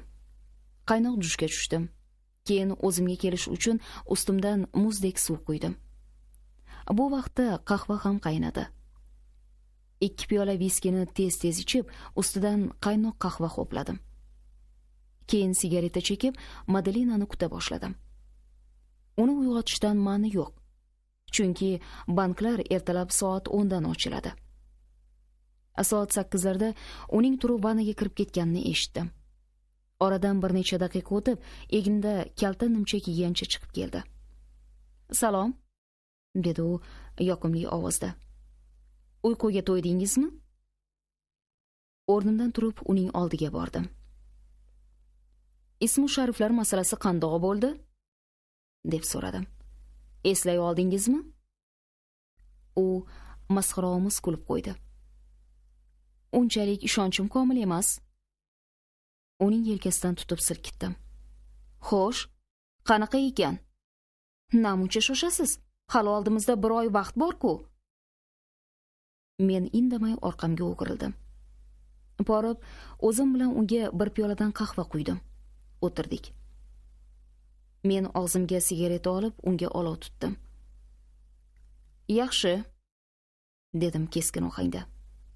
"Boshlang. Nimani xohlayapsiz?" U qoshini chimirdi. "Nimani nazarda tutyapsiz?" "Buni juda yaxshi bilasiz", deb javob berdim. "Men yengildim. Boshqa ilojim yo'q. Bu yerdan zudlik bilan ketishimiz kerak. Meni politsiya qidiryapti." Men sigareta tutatib, gugurt cho'pini kuldonga tashladim. Keyin yana Madelinaga yuzlandim. "Siz politsiya sizni emas, meni qidirishayotganini yaxshi bilasiz. Shunday emasmi?" U bosh irg'adi. "Shunday deb o'ylagandim." "Okey. Bunga sizdan ko'ra ko'proq mening asabim chidar deb o'ylagandim. Boshqa chida olmayman. Toqatim qolmadi. Bundan 2 soat muqaddam dengiz bo'yida qo'lga tusha yozdim. Yetar endi. Bu yerdan tuyoqni shiqillatishimiz kerak." "Shunaqami?" dedi u asta. Keyin qo'shib qo'ydi. "So'zingizni bo'lgan bo'lsam uzr. Nazarimda siz yana nimandir demoqchi bo'layotganda edingiz. To'g'rimi?" "Yaxshi", dedim jahl bilan. "Qanchasini xohlaysiz? Yarmi yetadimi? Bundan ortig'i ortiq. Unutmang, kalitlar menda. Yo yarmini olasiz, yo hech nima." Madelina o'zini sal orqaga olib kulib qo'ydi. "Menimcha, juda yaxshi taklif. Lekin siz men uchun bu ishning boshqa tomoni ham borligini o'ylab ko'rganingiz yo'qmi? Eslab ko'ring. Men shunga ishora qilyapman." "Qaysi tomoniga?" "Meni anoyi deb o'ylamang. Shu gapni oldinroq aytganingizda shuncha ruhiy azoblarga duchor bo'lmagan bo'lardingiz." "Afsus", dedim o'zimni unga ishongandek ko'rsatib. "Bu mening xatoyim. Yarmiga rozimisiz?" U piyolasini silab biroz o'ylab turdi. Keyin shunday deb javob berdi. "Ha. Janubiy sohillarga yetib borganda ajrab ketishni xohlasak." Men unga ajablanib qaradim. Bu bilan nima demoqchi bo'lasiz? Madalena boshini ko'tardi. Uning boqishlari Madalena Batlerga qaraganda ko'proq Suziga o'xshab ketardi. Bunday qilish menga juda og'ir.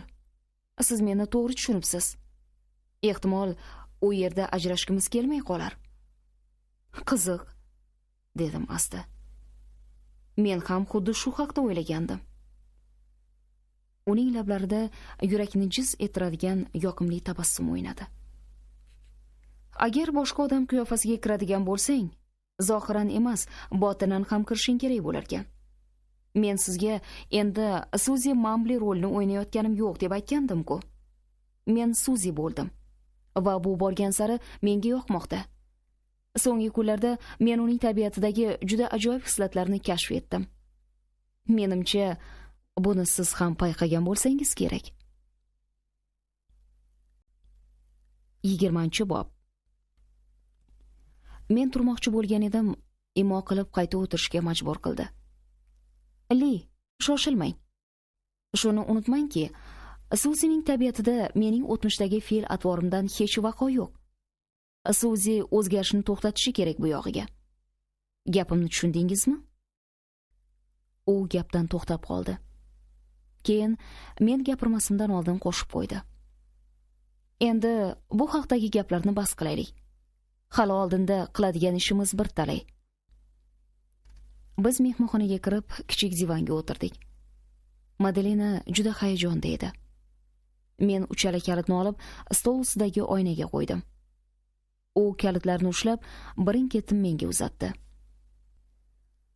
Mrs. Guare L. Carsters, dedi u. 3-milliy bank. Mrs. James R. Heads, kredit kompaniyasi. Miss Lucilla Manning, Sohilbo'yi banki. Pulni olishga kelganda Madalena hammasini risoladagidek yaxshi esladi. Men yana kalitlarni olib, hamyonimga solib qo'ydim. Madalena soatiga qaradi. Chorakkam 9 bo'libdi. Bank soat 10da ochiladi. Men sochlarimni to'g'rilashim va undan tashqari bir ikkita ko'ylak ham sotib olishim kerak. Men portlab ketdim. Hech qachon. Ular mening shahardaligimni bilishadi. Har bir daqiqa kechikishimiz biz uchun juda xatarli. U gapimni bo'ldi. Uyda o'tirsangiz, buning xatarli joyi yo'q. Bunaqa alvasti ahvolimda bankka borishim mumkin emas. Sizga ehtimol juda chiroyli ko'rinayotgandirman. Lekin meni ko'chada ko'rgan har bir ayol sochini etikdo'z kesibdi deyishi tayin. Keyin mana bu kostyum ham undan battar. Xuddi olabo'jiga o'xshayman. Bunday holda tavakkal qilishimiz mumkin emas. Aslo. Men odamlarning e'tiborini jalb qilmasligim kerak. Bironta ham odam bolasi meni shu ahvolda bankdagi po'lat sandiqni ijaraga olganimga ishonmaydi. Hech narsa deya olmay qoldim. U to'g'ri gapirayotgan edi. Soat 12dan kechikmay qaytib kelishga va'da berdi. Shu bor yo'g'i 2 soat vaqt deb janjallashib o'tirish o'rinsiz edi. Madalena o'tirib har xil go'zallik salonlariga qo'ng'iroq qila boshladi. Oxiri bittasi kelavering dedi. Men unga hamyonimdagi puldan $200 berdim. U telefon bilan taksi chaqirdi-da tashqariga yo'naldi. Eshikka borganda menga o'girildi. Yana chiroyli bir tabassum hadya qilib chiqib ketdi. Qiziq, dedi u. Shu eshikdan Madalena Batler bo'lib kirib kelgandim. Endi esa Suzi Mambli bo'lib chiqib ketyapman. Yaxshi kayfiyat bilan chiqib ketishimni xohlamayapsizmi? Tilagini bajo keltirdim. Lablarini mening lablarimga bosganda men endi haqiqiy Suzini his qildim. U bir lahza bag'rimga kirdi.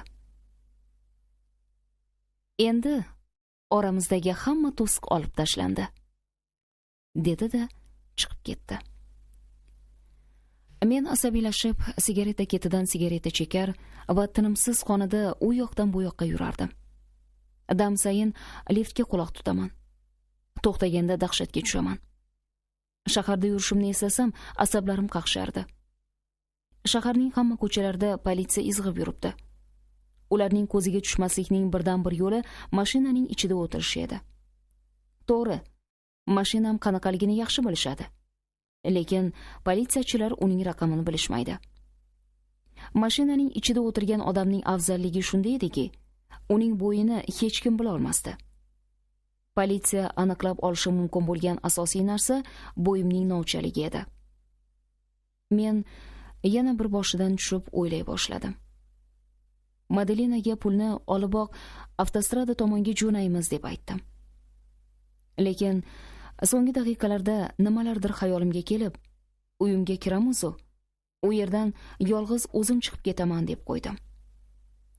Keyin o'zimga nahotki u meni Suzi Mamblining tuzog'iga ilinadigan laqma deb o'ylagan bo'lsa, deb savol bera boshladim.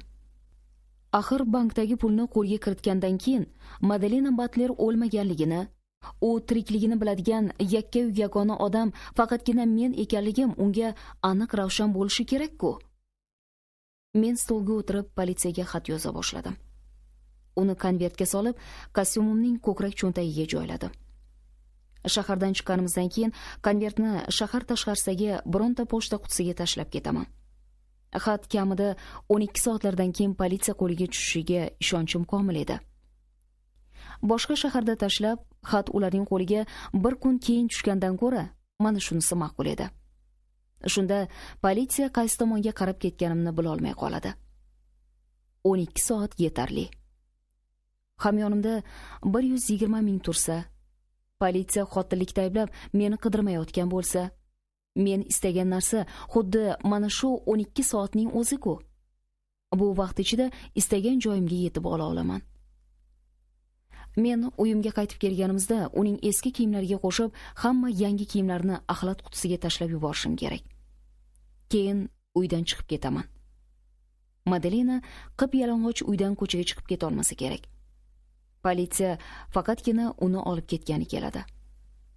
Albatta, u qattiq janjal ko'taradi. Mening belgilarimni politsiyaga aytib beradi. Mana bular unga yordam berishi amri mahol. Agar meni tutib olishadigan bo'lsa, hamma aybni qo'yishlari mumkin-u, lekin qotillikda ayblay olmaydi. Asablarim nihoyat darajada taranglashib ketdi. Joyimda xotirjam o'tira olmay qoldim. Mana, nihoyat soat ertalabki 11. 11dan chorak o'tdi. Soatga qaramaslikka harakat qildim. Nazarimda soat millari yurmayotganday, to'xtab qolganday edi. Har safar liftning ovozini eshitganimda eshikning taqillashini kutib qotib qolardim. Keyin eshik taqillab qolsa, borib ochishga madorim yetarmikin deb o'z-o'zimdan so'rab qo'yardim. 10:12da Madelina qaytib keldi. Zo'r-bazo'r borib eshikni ochdim. Sochini qoyilmaqom qilib qo'yishibdi. Rangi malla yaltirardi. Qo'lidagi qutida shlyapa va 3 ta tuguncha bor edi. U hayajonlanar, xursand va baxtiyor ko'rinardi. "Shoshmang, avval kiyinib o'zimni sal-pal tartibga keltirib olay", dedi u. "Shoshil, xudo haqqi tez bo'l." U yotoqxonaga kirib ketdi. Kutib o'tirar ekanman, qornimda qandaydir toshlar bir-biriga urilib quldirayotganga o'xshardi. So'nggi daqiqalarda chidab bo'lmay qoldi. 10 daqiqalardan keyin u chiqib yonimdan o'tib ketdi. Xonaning o'rtasiga kelib menga o'girildi-yu, haykalday qotib turdi. U haqiqiy Suzi Mamblining o'zi bo'lgan qo'ygan edi. Katta shlyapa chakkasiga yopishtirib qo'yilganday boshiga qiya qo'ndirilgan. Og'zi quloqida qisqa yengli yozgi guldor ko'ylagi badaniga yopishib turardi. Oyoqdagi poshnasi 8 santimetrli oq tufli tasmalar bilan o'ralgan. Oyoqlardagi yupqa neylon paypoq xuddi ko'z-ko'z qilish uchun kiyilganday edi. Qo'llaridagi uzun-uzun oq qo'lqopning tagidan qoraygan qo'llari sezilib turardi. "Xo'sh", dedi u jilva qilib. "Ijoding o'zingga ma'qulmi?" "Esim og'ib qolay", dedi. Javob berdim men. "Bu haqda keyinroq esimga sol. Hozir esa jo'nashimiz kerak." "Okey", dedi u va menga qarab qo'ydi. "Li, soqolingni olmabsan-ku?" Mutlaqo unutibman. Odatda dushga tushganimdan keyin soqolimni olardim. Bu safar shoshilinchda esdan chiqibdi. Ha, rostdan-a, dedim. Hozir soqol olishga vaqt yo'q. Yuzimni qo'llarim bilan silab ko'rib, 3 kundan buyon soqol olmaganim esimga tushdi. So'kina vannaxonaga kirdim. Galstugim bilan ko'ylagimni yechib tashladim. Soqol olayotganimda Madalina yotoqxonani tozalar edi. Vannaxonadan chiqqanimda u meni kutib o'tirardi. Pulni ot solish uchun yana biron nima olish kerak, dedi u. Pul juda ko'p. Yo'lda biron yerda to'xtab, portfel ola qolarmiz, dedim. Yo'q, shoshmay tur. Chamadoningda nima bor? Ha, buni o'ylamabman. Ichi keng, ko'p narsa sig'adi. Eski kiyimlarimni baribir olmayman. U yotoqxonaga kirib, chamadonni ko'tarib chiqdi. Men kostyumimni stulning yonboshidan olib kiydim. Endi ketishga tayyor bo'lgan edik. Ketdik, dedim. Ko'chaga chiqib, mashinamga yaqinlasha boshlaganimizda etim jimirlashib ketdi. O'zimni qo'lga olishga urindim. Mashinaga o'tirdik. Men qora ko'zoynak olib, ko'zimga taqdim. Asta yurib bordik. Qatnov avjida, kun issiq, kostyumda darrov terlab ketdim. Svetoforlarda ehtiyot bo'ldim. Shu bilan boshqa mashinalarni ham nazardan qochirmadim. Biron mashinaga mashinamni urib olishim o'lim bilan teng degan so'z. Bir safar patrul mashina bizga yetib oldi va bir muncha vaqt yonma-yon ham yurdi. Asabim buzila boshladi. Lekin politsiya mashinasi bizga e'tibor bermadi. Navbatdagi chorrahoda chapga burilib ketdi. Endi biz shaharda qator-qator bo'lib ketayotgan mashinalarning o'rtasida edik. Men Sohil bo'yi banki va Milliy bank joylashgan Avalon Street ko'chasiga chap tomonga burila olmadim. Uzoqdan aylanib kelishga to'g'ri keldi. Avalon Street ko'chasidan birinchi bor yurganimda mashina to'xtash mumkin bo'lgan joy qayerdaligini ko'rganim yo'q. Bo'sh joyni Sohil bo'yi banki yaqinidan topdim. To'xtab, ikkita kalitni chiqarib Madalinaga berdim. Shu yerda kutib turaman, dedim. Sohil bo'yi bankida ishni bitkazganingdan keyin 3-Milliy bankka o't. Keyin qaytib kelib, Xuanov muyulishga kelib tur. U yerdan chapga qayrilib ketishim oson. Seni ko'rishim bilanoq oldinga yetib boraman. Mashinaga chiqasan-u, kredit kompaniyasi bank tomon jo'naymiz. U menga ko'zini qisib kulib qo'ydi. So'zining yurishini bir tomosha qil, dedi u. Madalina xotirjam edi. Mashinadan chiqib, mo'jazgina chamadonchasini qo'liga oldi. Men ketidan qarab qoldim. U orqamdagi ko'chadan o'tib, bank zinalaridan ko'tarilib ketdi. Kutgan sari asabim buzila boshladi. Bir joyda o'tirish nihoyatda azob edi. Men sigareta ketidan sigareta chekar va har birini 2 marta tortib, oynadan tashlab yuborardim. Ko'chadagilar menga qaramasin deb engashib mashinaning u yoq bu yog'ini titkilagan bo'lardim. Xuddi o'lja qidirgan akuladay politsiya mashinasi yonimdan sekin yurib o'tib ketdi-yu, ko'zdan yo'qoldi. Men yengil nafas oldim. Kun issiq edi. O'zimcha chisloni hisoblayapman deb nimanidir sanardim. Lekin nimani sanayotganimni aniq bilmasdim. Keyin xayolan Madalinaning shu onda qayerdaligini tasavvur qila boshladim. Hozir qayerda ekan u? U bankning ichiga kirishi, keyin zina orqali pastga tushishi, so'ng katta po'lat eshikdan o'tishi kerak. Kartochkaga qo'l qo'yishi, keyin kalitni navbatchiga berishi lozim. Ular yaltiroq metall bilan jilo berilgan yo'lak orqali asalari uyasiga o'xshash po'lat sandiqlar orasiga kirib borishadi. U yerda bir burchakdan o'ziga qarashli po'lat sandiqni topib ochadi. Pulni olib chamadonga joylaydi. Xotirjam bo'lib ombordan chiqadi. Keyin zina orqali yuqoriga ko'tariladi. Bank binosidan o'tib, ko'cha eshigi orqali trotuarga tushadi. Men orqa ko'zguga qaradim. U bankdan chiqdi. Zinadan tushib, orqamdagi ko'chadan bedana yurish qilib yo'lga bo'ylab kela boshladi. Yonimdan o'tib ketayotganda menga o'girildi-yu, tabassum qilib qo'ydi. Hatto ko'zini qisib qo'ygandek ham tuyuldi. Men yana kuta boshladim. Mashina qo'yadigan maydon tepasidagi soatga qarab qo'yardim. Oradan yarim soat o'tdi. Madelinadan 5 sent to'lab qo'yishini iltimos qilishim kerak. Bo'lmasa, mashinadan chiqib o'zim borib to'lab kelishimga to'g'ri keladi. 5 sentlik chaqa yonimda yo'q edi. U ko'chani kesib o'tish joyiga borganda soat mili 3 daqiqani ko'rsatib turardi. U muyulishda to'xtab, mening kelishimni kuta boshladi. Men mashinani haydab oldiga bordim. O'tirib olish uchun eshikni ochdim. Terdan ko'ylagim ho'l bo'lib ketgan, qo'llarim qaltirardi. "Xo'sh, oldingmi?" deb so'radim.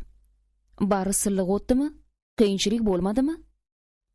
"Hech qanaqa qiyinchilik bo'lgani yo'q. Keyingi svetoforda to'xtashing uchun sekinroq haydab bor. Senga hozir bir ajoyibotni ko'rsatmoqchiman."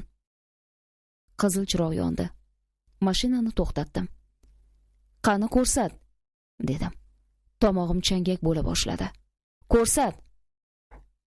Tizzasining ustida chamadon turardi. U qulfni ochdi-yu, kulimsirab menga qaradi. "Mana." U chamadon qopqog'ini ozgina ko'tardi.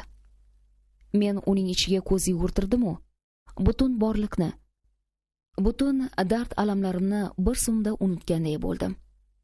Bu juda g'alati edi. 20 talik, 50 talik, 100 talik banderol qilib bog'langan qalin taxlam pullarni ko'rib, ko'zim qamashib ketdi. U yerga shunaqangi qo'l solgim kelib ketdiki, "Shoshma", deb shivirladi Madelina. U chamadonga oq qo'lqop kiygan qo'lini tiqib banderolni buzdi. Keyin o'ram-o'ram qilingan pullarni taxlay boshladi. Bu ishni juda noziklik bilan, alohida mehr-muhabbat bilan qilardi. Men esankirab qolganimdan mashina ruliga yopishdim. U chamadon qopqog'ini yopdi. Cho'ntagimdan 3-kalitni olib uzatdim. Biz hali ham ko'k chiroq yonishini kutib svetofor oldida turardik. Madelina kalitni sumkaga solgandan keyin qo'lini qisib qo'ydim. U ham bunga javoban qo'limni qisib qo'ydi. "Hammasi ko'ngildagidek bo'lgandan keyin", deb shivirladim. "Uyimga qaytib boramiz. Atigi bir necha daqiqaga. Suzi, bunga qarshi emasmi?"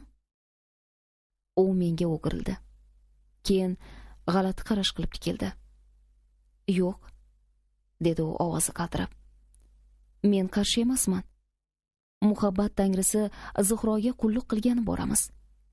Axir u Galateyaga hayot in'om etgan-ku. Shunday emasmi?" Bu gaplar juda ajoyib, juda yoqimli edi. Omad kulib boqqani haqidagi fikrlar meni shu qadar chulg'ab olgan ediki, svetofor yonib yo'l ochilganini ham o'tkazib yuboribman. Madelina hayotdagi hamma narsaga etak silkib tupurdi. Ehtimol o'ylab ko'rib menga ham tupurgandir. Endi ochko'z Suzini so'nggi bor yer bilan yakson qilishim uchun uyga qaytib boramiz. Bu hali hammasi emas. Eng zo'ri bu yoqda.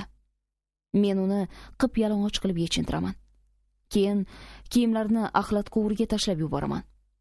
Shundan keyin 120 ming dollarni olaman u. Hech kim bilan bo'lishmay juftakni rostlayman. Orqamizda signal chala boshlashdi. Shirin xayolim tarqab o'zimga keldim. Kredit kompaniyasining tijorat banki ko'chaning yana mashinani burishim mumkin bo'lmagan tomonda edi. Aylanib kelishga to'g'ri keldi. Bu safar omadim chopdi. Mashina qo'yish manzili kirish ustunlari marmar bilan bezatilgan mahobatli bankdan 15 metrlar chamasi narida edi. Borib mashinani qo'ydim. Madelina meni qo'li bilan turtib qo'yib mashinadan tushdi. Men o'girilib, uning asta bedana yurish qilib bank eshigiga yaqinlashayotganini kuzatib turdim. Keyin bankka kirib ketdi. Endi bir necha daqiqa kutish qolgandi xolos. Sigareta chekishga urinib ko'rdim. Qo'lim qaltirardi. Yonimdan bir politsiyachi mototsiklda o'tib ketdi. Yelkamdan muz bosganday bo'ldi. U menga qaramay to'g'ri ketdi. Yengil nafas oldim. Men ko'zguni orqaga o'girilmasdan bank eshigi ko'rinadigan qilib to'g'rilab qo'ydim. Qaltirog'imni to'xtatish uchun qo'limni o'rindiqqa mahkam bosdim. Men pulni, pardasi tushirilgan yotoqxonamni, Suzini o'ylardim. Vujudimdagi zo'riqishni bosish maqsadida fikrimni sonlarga jalb qilib sanay boshladim. Bankka kirib ketganiga qancha bo'ldi ekan? Esimda yo'q. Vaqt to'xtab qolgandek, borliq nafas olmayotgandek tuyulib ketdi. Keyin Madelina ko'rindi. U bankdan chiqdi-yu, zinadan tushib mashina tomon kela boshladi. Men xayriyat deb chuqur nafas oldim. Ish tamom bo'ldi. Endi men o'z uyim tomonga ozgina yurishim kerak xolos. Mashinani yurgizib, eshigini ochish uchun qo'limni uzatdim. Madelina mening ko'zimga qaradi-yu, kulib yubordi. U to'xtamadi. Sumkani ushlagan qo'lning uchta barmog'ini xayr deganday sal silkitib qo'yib, mashinaning yonidan o'tib ketdi. Ablah. Men mashinaning eshigini ushlagancha qo'rqqanimdan qotib qoldim. Boshim aylana boshladi. Ichimda bir nima uzilganday bo'ldi. Nazarimda o'z ovozimni o'zim uzoqlardan eshitayotganda edim. Madelina bo'lsa, bedana yurish qilib ko'chadan asta-sekin yurib borardi. Nima qilishimni bilmay qoldim. Men g'ayri shuuriy harakat qila boshladim. Rulni burib yo'lga tushdim. Bir mashina qiqirtirib tormoz qildi. Haydovchi boshini oynadan chiqarib menga baqirdi. Men unga e'tibor qilmay, mashinalarni oralab olg'a o'tib oldim. Hammasi xayolda, xuddi yomon tush ko'rayotganda edim. Qandaydir bir erkak menga qaradi. Basharamni ko'rmasin deb engashib oldim. Mashinam ilgarilab borar, ortimda signal chalishardi. Chorrahaga kelganimda qizil chiroq yonib qoldi. Mashinani to'xtatdim. Mashinalar orasida ko'k chiroq yonishini kutib turdim. Men labimni qimirlatib, "Bu yoqqa kel, bu yoqqa kel" derdim. U bo'lsa boshqa tomonga qarardi. Svetofor chirog'ini o'zgartirdi. U yo'lkadan chiqdi. Men chorrahani kesib o'tdim. Shunda u orqaga qaytib yo'lakka chiqdi-da, o'ng tomondan kesib o'tgan yo'l bilan ketdi. Men uzoqqa ketib qolgandim va orqaga burilishim mumkin emas edi. Lekin men burildim. Birdan boshim aylanib ketdi. Ko'z o'ngim qorong'ilashdi. Xuddi o'zimni girdobga tushganday seza boshladim. Chap qanot bilan chorrahada turgan mashinaga urildim. Hushtak ovozi eshitildi.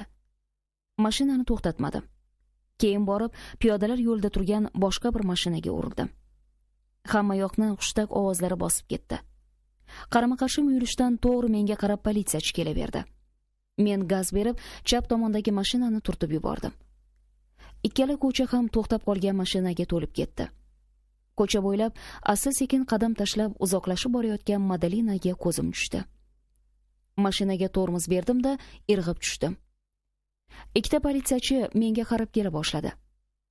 Men urgan har ikkala mashinadan erkak kishilar tushishdi. Yana hushtak chalindi. Men sakrab trotuarga chiqib oldim. Meni o'rab olib ushlamoqchi bo'lishardi. Lekin ko'z oldimda faqat Madelina turardi. Chor atrofimda darg'azab olomon, ko'cha bo'ylab esa pulni ko'targancha Madelina Batler borardi. Agar ko'zdan g'oyib bo'lsa, meni osishlari tayin. Men u tarafga qo'limni cho'zgancha o'zimni yo'qotib baqira boshladim. Madelina Batler! Ho, anavi Madelina Batler! Hech kim gapimga quloq solmadi. Biron kimsa unga e'tibor ham qilmadi. Nahotki hech kim ko'rmagan bo'lsa? Meni ushlab olishdi. Qo'limni qayirishdi. Kimdir bo'g'di. Hamma meni so'kardi. Sirena ovozi eshitilib, sal narida mashina to'xtadi. Hamma narsa ko'z o'ngimda qorisha boshladi. Odamlarning qiyofalari g'ira-shira ko'rinardi. Men talpinib, ularga musht tushirardim. Ular ko'zdan yo'qolar, o'rniga boshqa qiyofalar paydo bo'lar, bular esa ko'paygandan ko'payib borardi. Men kuch bilan trotuar bo'ylab oldinga yurishga intildim. Ana, Madelina yonginamda. Tillarang jingalak sochlari quyoshda tovlanmoqda. Qo'lida $120,000 solingan sumkacha. Mening boshimga musht tushirishdi. Men tizzalab qoldim. To'xtab qolgan mashinalarning orasiga yiqildim. Keyin ularning orasidan o'rmalay boshladim. "Ushlanglar uni! qichqirdim. Ushlanglar! Madalina Batlerni ushlanglar! Meni yana o'rab olib mahkam ushlashdi. Har tomondan musht yog'ilib ketdi. Lekin men og'riqni sezmas va bir amallab Madalinaning orqasidan o'rmalashga harakat qilardim. Nihoyat yo'lakka chiqib olganimda u mayda qadam tashlab yaqinimga keldi. Meni aylanib o'tarkan, o'girilib bir qarab qo'ydi. Uning qarashida sovuq bir kalondimog'lik va nafrat zuhur etib turardi. Keyin yana o'sha yurishda uzoqlab ketdi. Basharamdan qon oqa boshladi. So'nggi bor qulashimdan oldin uni yana bir bor ko'rib qoldim. U endi muyulishga yetib olgan edi. Alvido deganday dumbalarni dirkillatgancha g'oyib bo'ldi. 21-bob. Men aqldan ozganim yo'q. Men ham sizlarga o'xshash binoyiday odamman. Ishonavering. Tasavvur qiling-a, Madalina Batler hali tirik. Tushunyapsizmi? Tirik. Qahqahlab kulib yuribdi. U erkinlikda. Shu bilan birga qo'lida $120,000 ham bor. Bu pullarni undan tortib olish uchun 5 kishi urindi. Ulardan ikkitasi narigi dunyoga ketdi. Ikkitasi turmada. Men esa panjara ortida o'tiribman. Ular har daqiqada uni topishi mumkin. U tirik deb ishontiradigan bo'lsam, kallasini qimirlatib qo'ya qolishadi. Chunki u sochini malla qilib olgan, boshqa o'ylab topgan soxta ismi sharif bilan yashayapti. Ko'rinishidan yengil tabiat qizga o'xshaydi. Yurishi, qiliqlari ham shunga mos. Lekin u Madalina Batler. Meni hibsga olishgandan keyin 24 soat so'roq qilishdi. Men chiroqda, yorug' nur ostida, ular esa yarim qorong'ulikda o'tirishdi. Aerodrom, vokzallar, avtobus yo'llarini o'rab olinglar. Qochib ketmasin deganimga qaramay, pulni qayerga berkitding? Deb menga tinimsiz savollar berishdi. Oxiri men yorug' nur ostida stulda o'tirganimcha uxlab qoldim. Bu vaqtda albatta Madalina uzoq-uzoqlarga ketib qolgan. Lekin uni o'ldirmaganimni isbotlab bera olarmidim? Mutlaqo yo'q. Nihoyat menga advokat olishga ruxsat berishdi. Men bu voqealarni bir necha bor takror aytib beraverganimdan keyin oxiri ishontirdim. Advokatning iltimosi bilan politsiyachilar uyimni tintuv qilishdi. Taxminimcha, ertalabki xalati, shalvari, shippagi va shunga o'xshash mayda-chuyda arzon-garov narsalari uyda qolgan bo'lishi kerak edi. Bularni qaysi magazinlardan sotib olganini aniqlash ham mumkin edi. Mazkur lashrushlar Madalina Batler mening uyimda haqiqatan ham yashaganiga dalil bo'lib xizmat qilardi. Oxiri shunday bo'lib chiqdiki, ular uyimdan hech vaqo topisha olmadi. Hech nima. Na shalvar, na shlyapa qutisi, na shippak va na yangi ko'ylak o'ramasi. Hech nima yo'q edi. Hatto na lab bo'yog'i qolgan, na sigareta qoldig'i. Viski shishalarda va piyolalarda barmoq izlari ham topilmadi. Yostiqlarda lab bo'yog'ining izlari deysizmi? Sochni 6 oylik jingalak qiladigan asbob va soch bo'yog'ining qoldig'i deysizmi? Bulardan asar ham yo'q edi. Keyin ular bu xonadonda hech kim yashamagan degan xulosaga kelishdi. Asta-sekin menga hamma narsa ravshanlashib bordi. U meni hibsga olishgandan keyin uyimga kira olishi mumkin emasdi. Chunki kalit yo'q edi. Nazarimda bularning hammasini uydan chiqishimizdan oldin men soqolimni qirishga kirib ketganimda amalga oshirgan. Hamma yoqni yaxshilab artib tozalab bo'lib, barcha kiyim-kechak va ashqol-dashqollarni axlat quvuriga tashlab yuborgan. U men qilmoqchi bo'lgan hamma ishni bajargan. Faqat otni mendan oldin qamchilab qolgan. Kostyumimning cho'ntagidagi xatni ham o'qigan. Ular mendan o'zingiz Madalina Batlerni uyingizda yashirib o'tirsangiz-u, yana uni qayerdan topishimiz haqida politsiyaga xat yozsangiz, buni qanday tushunish mumkin deb so'rashdi. Men buni ularga tushuntirishga harakat qildim. Lekin pul haqidagi savollar jonimni hiqildog'imga keltirib yubordi. Xuddi ana shu narsa sababli advokatim qanchalik talab qilmasin, politsiyaning Diana Jamesning jasadini olib tekshirishiga monelik qildi. To'g'ri, bugun emas, bunga boshqa sabablar ham bor edi. Shunday bo'lib chiqdiki, politsiyachi Madalena Batlerning yuzini fonar bilan yoritib turganda, men boshiga urganimdan keyin uni hech kim ko'rmagan edi. Charissa Finleylarning biz mashinaga o'tirib Blackgauzdan o'tganimizdan keyin bir-birimizni o'ldirishimizga ishonchlari komil edi. Kichik shahardagi benzin quyish shoxobchasida turgan yigit yong'in bo'lgandan 4 soat keyin o'tgan mashinada bir o'zim bo'lganligimni ma'lum qildi. Ko'cha harakatini tartibga solib turadigan 2 politsiyachi bo'lsa, meni 7 kishilashib bazur qo'lga olishganini aytishdi. Trotuarda Madalena Batler ketayotgan edi deb rosa uringanimni xayolparastlikning salbiy oqibati sifatida asablar zo'riqib ko'zga ko'ringanlikka yo'yishdi. 20 ta guvohdan ko'rsatma olishdi. Hammasi bir ovozdan Madalena Batlerga o'xshagan ayolni ko'rmadik deb aytishdi. 8 kishi rostdan ham mali sochli didsiz kiyingan, boshida katta shlyapasi bo'lgan bir ayolni ko'rdik. Lekin uni kim Madalena Batler desa aqldan ozibdi deyishdi. Men radioni tashlagan paytda ko'rgan bolalarni so'roq qilishdi. Ular ham ta'mirga berishganini aytishdi. Usta kimdir ichini pichoq bilan kavlabdi debdi. Usta bu gapni qasam ichib tasdiqlabdi. Ular aybdorlik tuyg'usi meni aqldan ozdirgan degan qarorga kelishdi. Men o'ldirgan ayol haqida har kuni ma'lumot berib turganligi uchun radioning simlarini pichoq bilan qirqib tashlaganmishman. Men o'ldirgan ayol xuddi uyimda turgandek ko'rinavergani sababli qirg'oqqa borib uxlaganmishman. Har bir ayol Madalena Batlerga o'xshab ko'rinavergani sababli shaharga chiqqanmishman. Har holda bu taxminlar hal qiluvchi rol o'ynamadi. Eng asosiysi pul haqidagi mashmasha bo'ldi. Bu politsiyachilar mening uyimga kelgandan keyin qalqib yuzaga chiqdi. Men nimani gapirgan bo'lsam, ular boshlarini attang deganday sarak-sarak qilib qo'yishar, yo bo'lmasa umuman eshitishmasdi. Lekin men 15 martacha Madalena Batlerning bankka qanday kirib, qanday chiqib ketganini takrorlayverganimdan keyin buni ham tekshirib ko'rmoqchi bo'lishdi. Ular meni bu narsa ham oldingilariga o'xshagan yolg'on bo'lib chiqsa, shu bilan ishni to'xtatamiz deb ogohlantirib qo'yishdi. Mening aytganlarimni tekshiraverish ham ularning jonlariga tekkan edi. Men yengil nafas oldim. Mana endi aqldan ozmaganim o'z isbotini topadigan bo'ldi deb quvondim.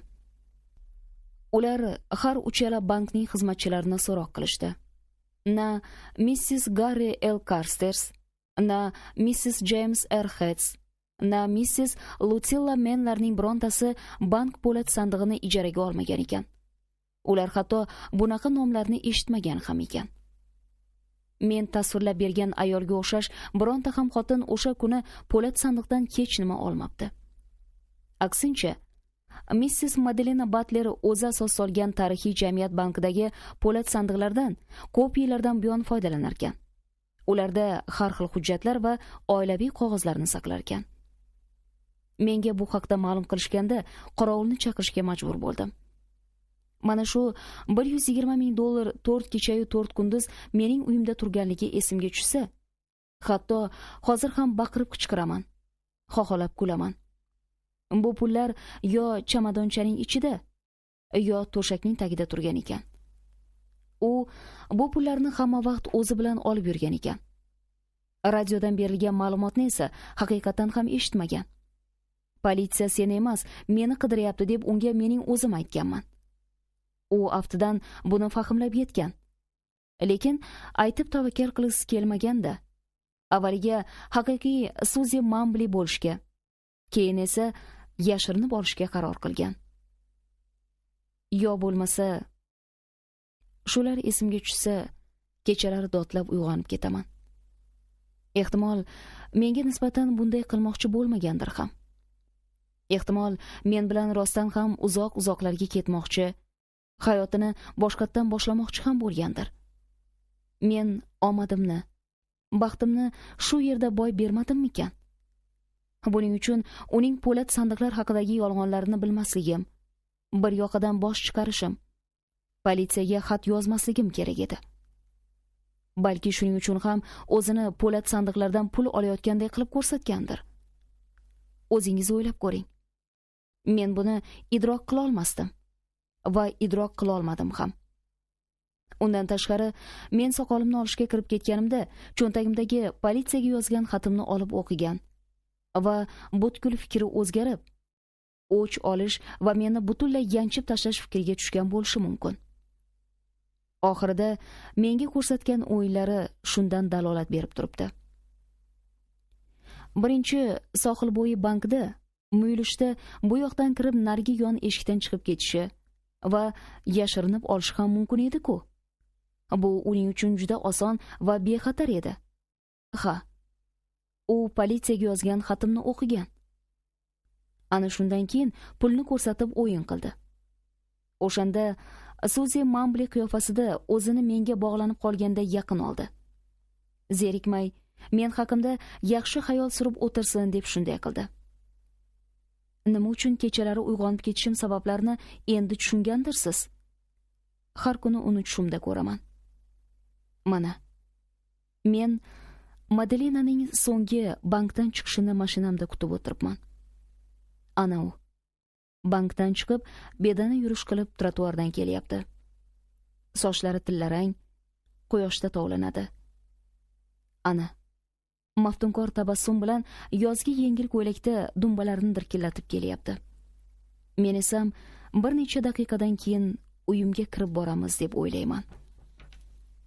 Pardalar tushirilgan, xona nimqorong'i.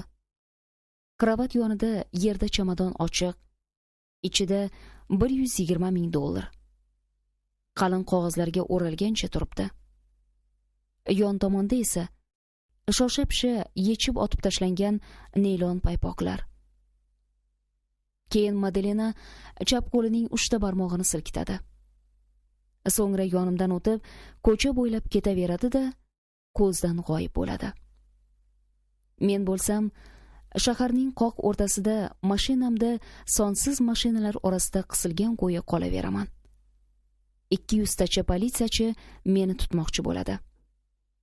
Shu on baqirib uyg'onib ketaman. Mening o'rnimda bo'lganingizda, siz ham xuddi shunday ahvolga tushishingiz tayin. Kitob nihoyasiga yetdi. Uni O'zbekiston teleradio kompaniyasining suxandoni Muslima Murodova o'qidi.